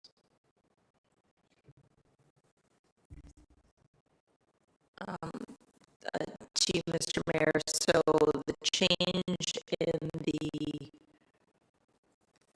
sorry, I think it's about $2 million in the capital program. And the operating piece would take us down from 667 to 576. And 5.76 is? Sorry, 5.78. 5.78. Which is 1.9% on the tax bill. Okay, so we're under the 2% on the actual budget impact. I kind of wish the delegates would have stuck around, because, well, anyway, I guess I'll read about it online. But this is the important part. Any questions or comments on the motion in front of us? Councillor Henry. Actually, can I get you all just to press your buttons quickly to take them off? Take unpress, yeah. These are questions on the amendment now. Okay. Questions or comments? Councillor Henry, I saw your hand first, then I'll go to the list. Sorry, it was just a quick question of what's not in the amendment. You mentioned the MCC storage.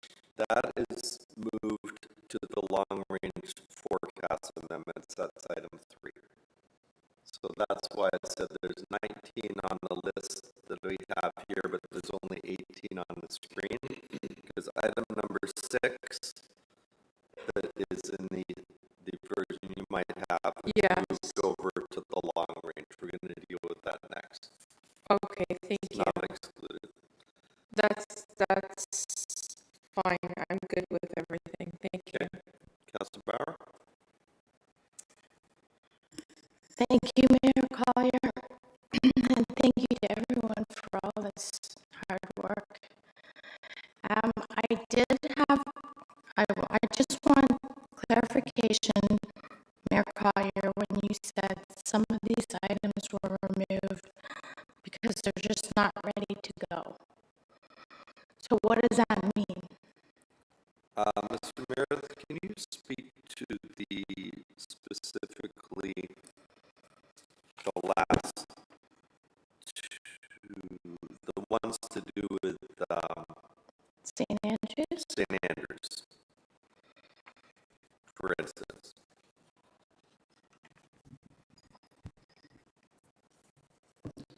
Through the chair to Councillor Bauer, with respect to St. Andrews, we had the design for, and this is the gymnasium specifically. Okay. We had the design for the roof replacement identified for 2025 and the actual replacement in 2026.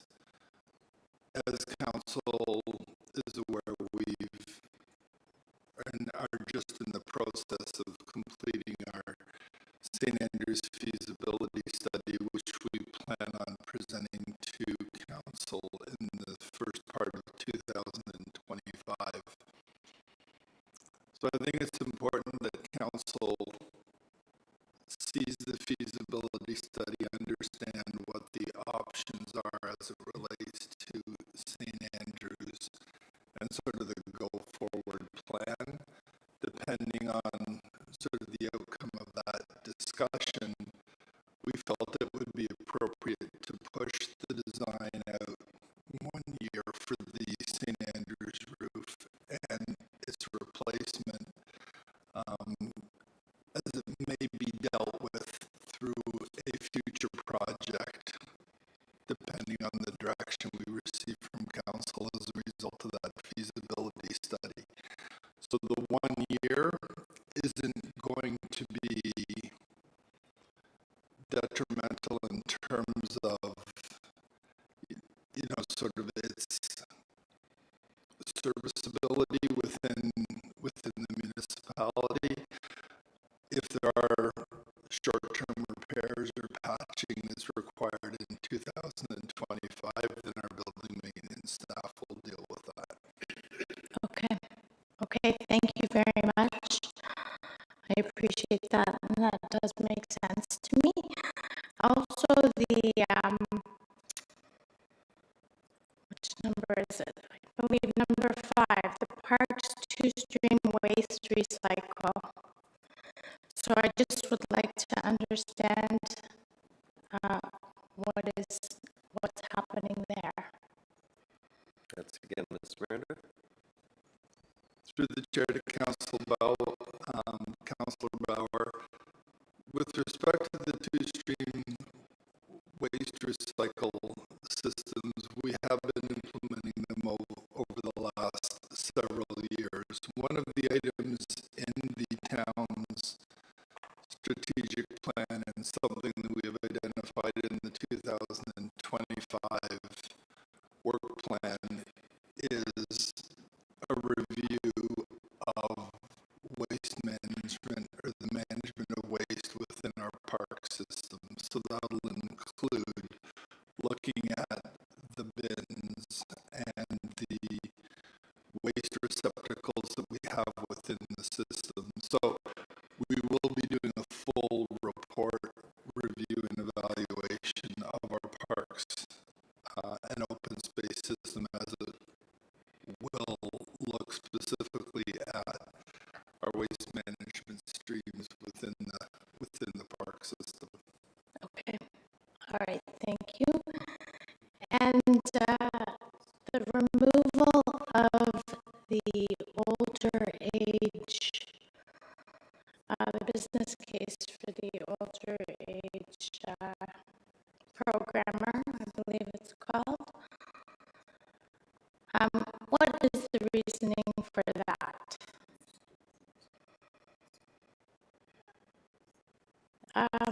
That's the business case consent operating budget item number 2, moved by Regional Councillor Lee. Which one, Councillor Lee?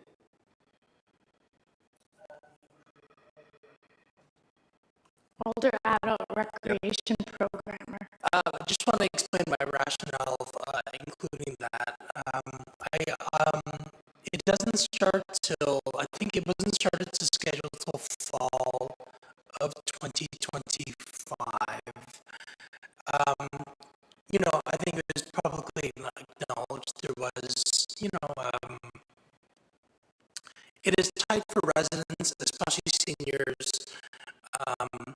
So my rationale was, if it wasn't going to start to fall, we can bump it to next year, have it start earlier next year, and then, you know, you have the full year to kind of work it out, and it be included in our budget for next year, for 2026.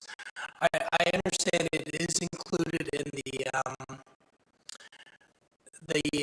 senior strategic plan we just did. It's need versus want is the way I saw it. And I understand you have a different view from this, have more seniors in your ward. But I think right now we still have seniors programming. They're still running fine without our coordination, and they could hold off for one more year if it means reducing the budget even point whatever percentage. So that's my rationale behind it. Okay, and so thank you for that.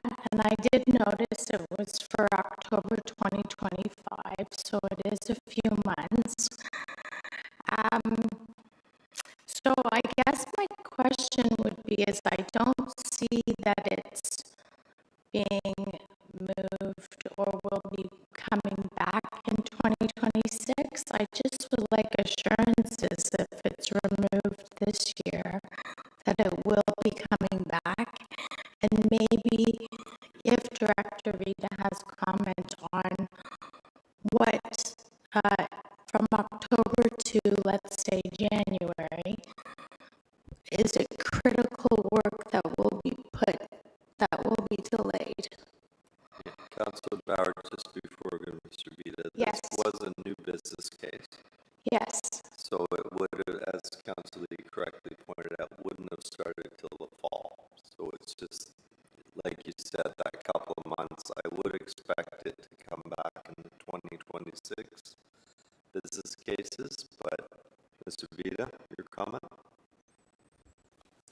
Is through the chair to Councillor Bauer, absolutely, it would be our intention to bring that business case back for consideration for 2026. We do think it's critical for us to support senior center programming as identified within the older adult recreation or older adult operational model analysis. In terms of the work that would be getting done within 2025, with the proposed position, our intent was to work with the seniors groups over the first 3 quarters of 2025 to develop an implementation plan for the town to come in, be added to the board. We do know that the seniors club is very much looking forward to that addition, and I'm sure they will be happy once we're able to get that position in place for them. Okay. Okay, I would be okay to wait a few months knowing that it's coming in 2026. Thank you, Mayor Collier. Those are my questions. Okay, Councilor Tyler Moore. Thank you, Mayor Collier. The Harwood Avenue M&O, Carson to Roslyn. I drive on that stretch of road every single day of my life since I moved to Ajax, I swear. My question is, it's a nice big chunk of money for us to take out of there and move to 2026. Crystal ball question, do you think it's going to compromise the numbers in, maybe it's an offline question, to the 2026, will it compromise any other paving projects that we have coming up? You know, now that that's in there, we're not going to, is there anything like that? Would you say, Mr. Meredith? Through the chair to Councillor Tyler Moran, obviously moving a $1.5 million project into future years then impacts the prioritizing of road projects in those future years. So there is a trickle-down effect as you push projects out. Having said that, we're also preparing our asset management plan, and a key component of the asset management plan is the transportation network. So part of what council will be receiving in the first and or second quarter of 2025 is that asset management plan, which talks about our existing levels of service and our proposed levels of service. So once we go through that exercise and council has an understanding and adopts the proposed level of service for our road network, that may or may not impact the timing of other roads. So we need to go through a bit of an educational process and exercise with council before those proposed levels of services are adopted and approved, so that we understand the longer term funding implications and how we prioritize the trigger points for the resurfacing of classification of roads. Right. So I'm in favor of moving this, like, to get the numbers better this year. But that stretch of road, the reason why I mentioned I drive in there, because I've never thought of it once as a rough road. There's many other streets that, in my opinion, need paving, and that are part of the 26 and 27 paving program.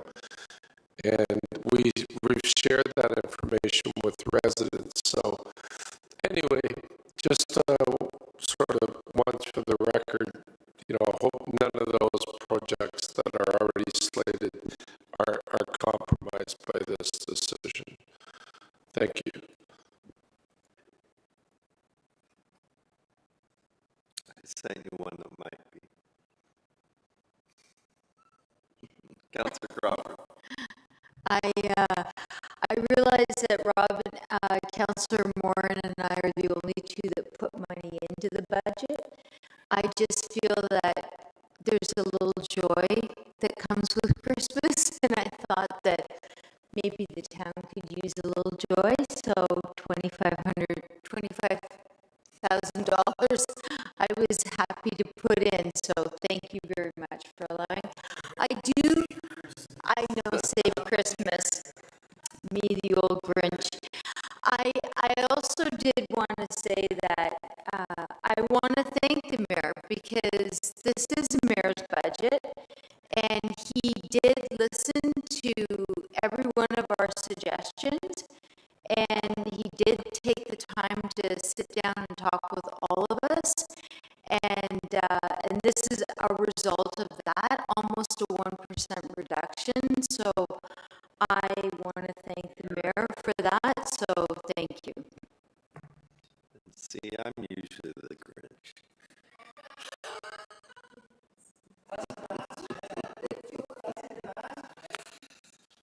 I just want to reiterate what I said in my opening comments. That you're taking my material. Just a lot of this is because of the hard work of staff. I want to thank you once again for answering the call this week to go back and have another deep dive. Several of these items that you know are by my name, I can't take the credit for. These are staff initiated. A lot of these expertise to help us get to where we need to be. I recognize absolutely and empathize, even though I'm told I have no empathy, but empathize with all of the delegates who came forward, because as I said, we are all taxpayers as well. I know senior staff doesn't have to live in Ajax, but we all do, and are affected by this as well. And it's not easy decisions, and we do listen. And I hope this shows that we do listen, because again, I was accurate when I said what some people may refer to as frivolous, other people may think is very important, and we have to maintain that balance. I think this does maintain that balance. I think a lot of thought has gone into this and analysis to make sure that we're not doing things that are potential throwaway costs in the future. And we have done a very, very thorough deep dive. So thank you again to staff. Thank you to council, because I think you guys looked at this more than you have in any other years, and I'm aware of by the questions I got and the amount of feedback. So on the motion with 18 items, can we open the vote, please?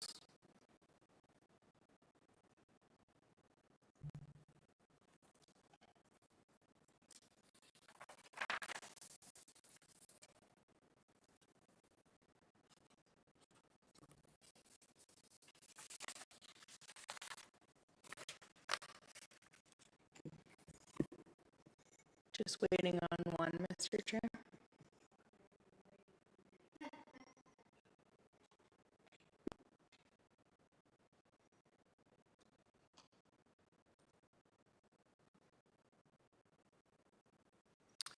And that carries unanimously. We saved Christmas.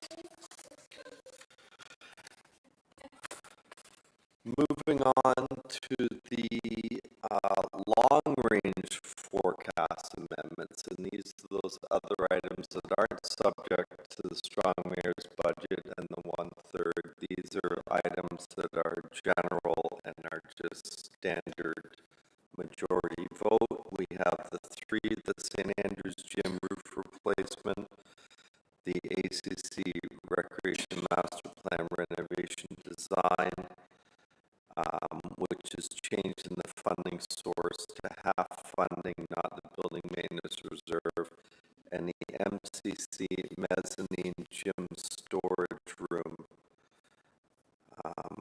that was formerly item 6 on the first set of amendments, moving it to 2028 in the long-range capital forecast.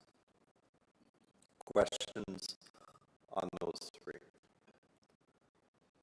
Seeing none.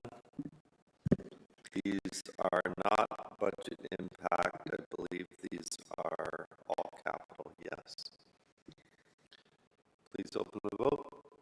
To you, Mr. Chair, just before we open the vote, I just want to provide some clarification. And I just remembered something. Go ahead. The long-range forecast items are not part of the strong mayor budget, so they're not part of the Part 6 from the Municipal Act, but none of the votes that you've done so far today are the 1/3 vote. It's just that they are not part of the veto or the override process following today's meeting. Thank you for the clarification. I'm not going to get into trouble if I don't do my announcement first, so please open the vote.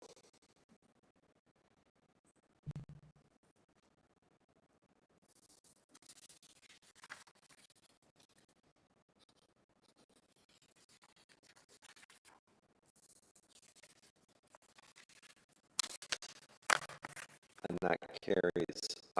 I was negligent in not announcing my pecuniary interest to the operating budget.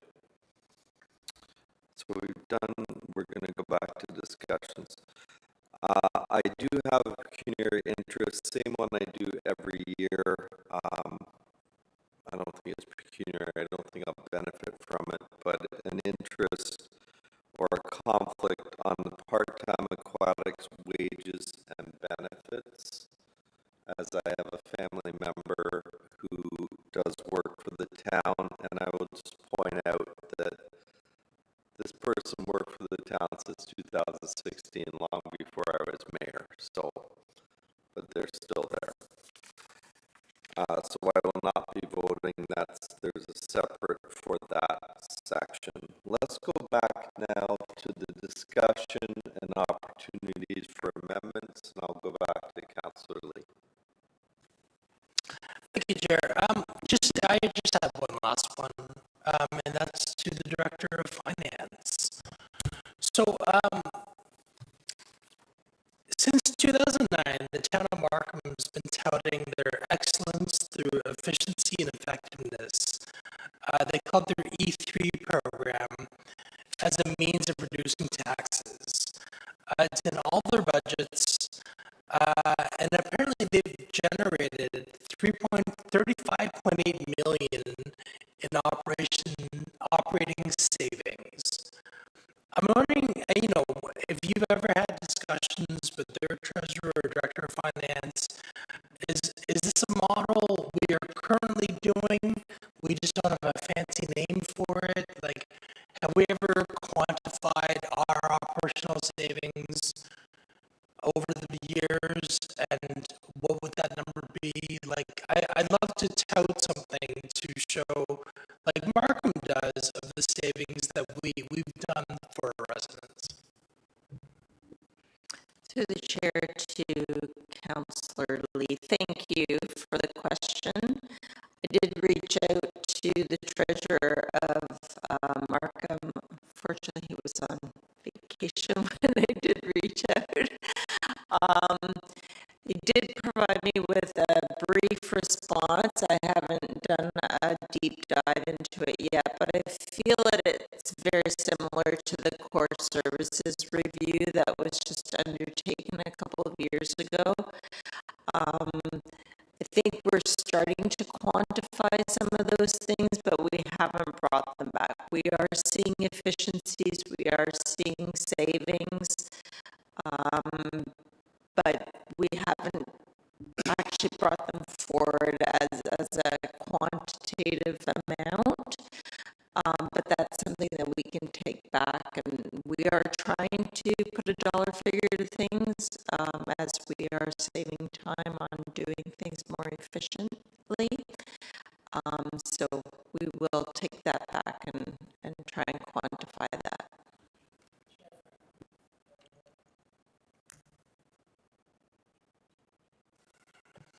No, I appreciate that, because from what I did read about it, you're right. I think we are doing a lot of them, whether it's reducing our paper or whatever. But I would love to see, I don't know if this requires a motion from council chair, a report, if possible. Like, would that be too onerous if by the mid-year, by June, we were able to get some sort of update of, since our core service review, what efficiencies has the town done to save operating expenses? I just want to make sure it's within a realistic time frame if I were to present that motion. Through the chair, this would be a collaborative effort with all the senior staff to look at the efficiencies as we did a corporate core services review. I'm not sure, maybe the CAO can speak to it. Thank you. Mr. Baker?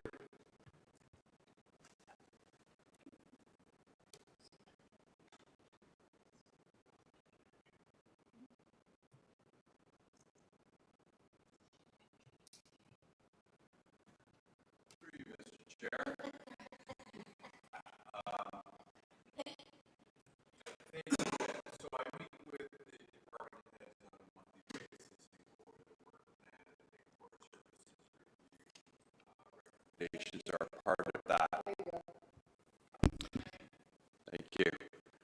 And the core services review recommendations are part of that, and it's part of the performance monitoring that we do.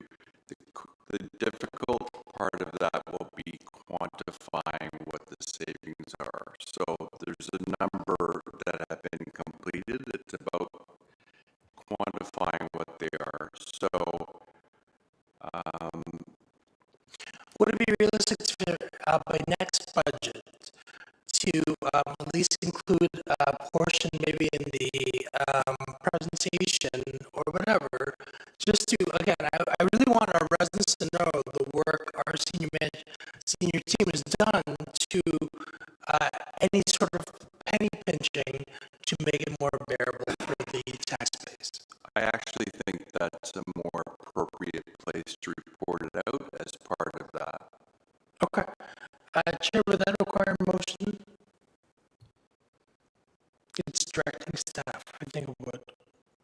I'm not sure my microphone stopped. Did you want to use? This unit does not have an identification license. We just approved the what? OEM? Can I also include AV repairs to council There we go. chambers? Okay. Question again, please?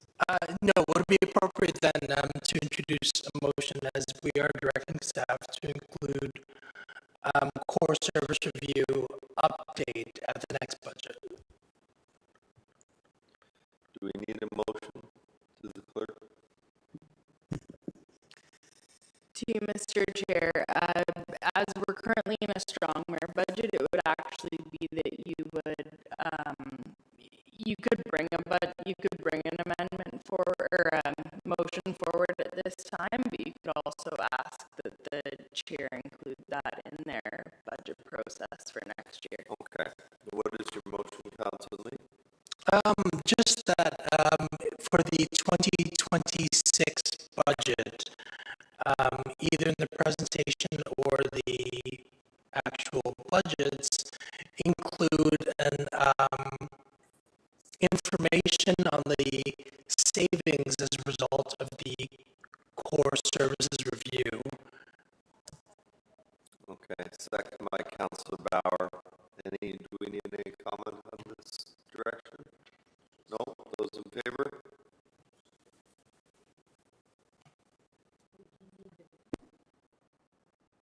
Please open the vote. There we go.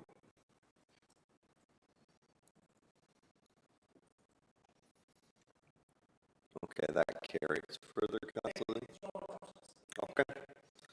Thank you. Oh, this is different. Councilor Crawford, you're next.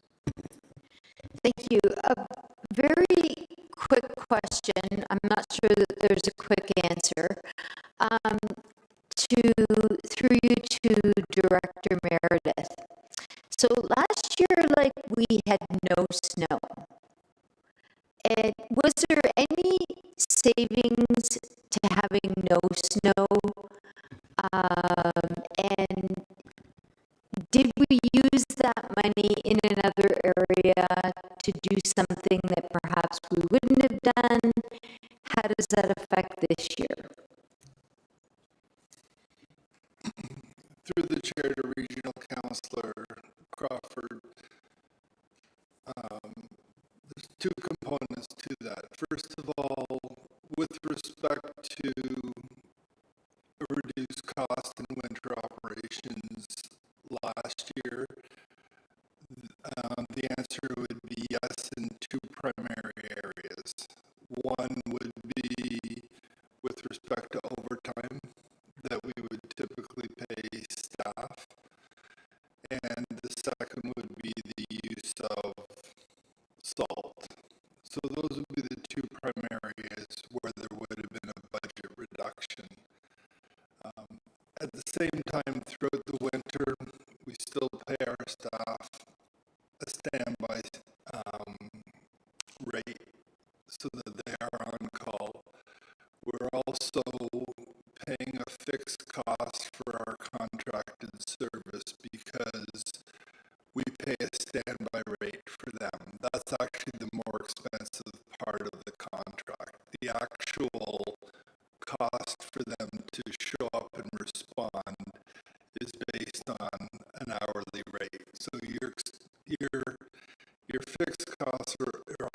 your standby rates that you're committed to. So regardless of the amount of snow, there's a significant portion of your winter budget is fixed. So that's with respect to some of the savings itself.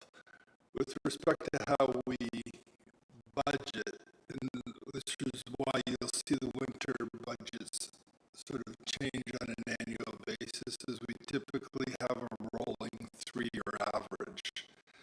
So, although last year was a bit of an anomaly, when we're establishing our 2025 budget, we're looking at the winters of 2022 to 24, and we blend it as an average. So, if we had a bad 2025, then that would raise your sort of rolling 3-year average up, and a 26 budget increase may be seen. So that's typically with some of our budgeting when we have volatility from year to year based on weather conditions or unpredictability, that we would use an average over a 3-year period.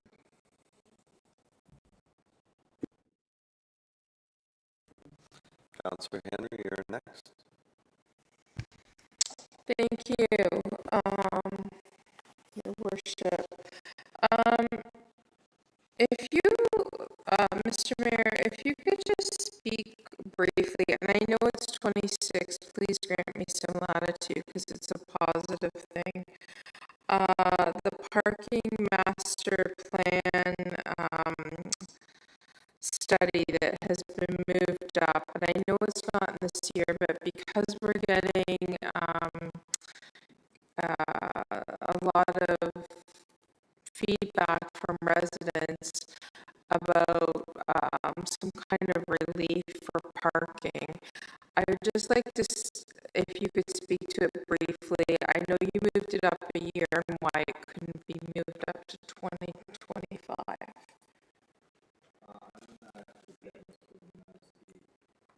Speak to that because it's a timing issue.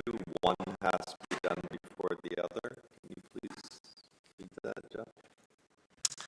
Yes, through the chair to Councillor Henry, we're going to be doing our ITMP this year in 2025 coming forward. So we need to have that in place as one of the kind of the fundamental basis of jumping off into that master parking plan for the whole town. So that's really one of the timing issues with that. So that's why I think it's appropriate in 2026 for that project to come forward. And that project will take how long once it's started? If I'm not mistaken, through the chair, I think I might have reported somewhere between 18 to possibly 20 months to do that from the time of its, inception. I guess at the time of probably once the RFP is issued, we still have to do all that work to get it out on the street and procure a consultancy to assist us with that project. So we'll be able to provide updates as we get closer to that timeline. And will it start in the first quarter of 26? Well, through the chair to Councillor Henry, it'll still be subject to budget approval. So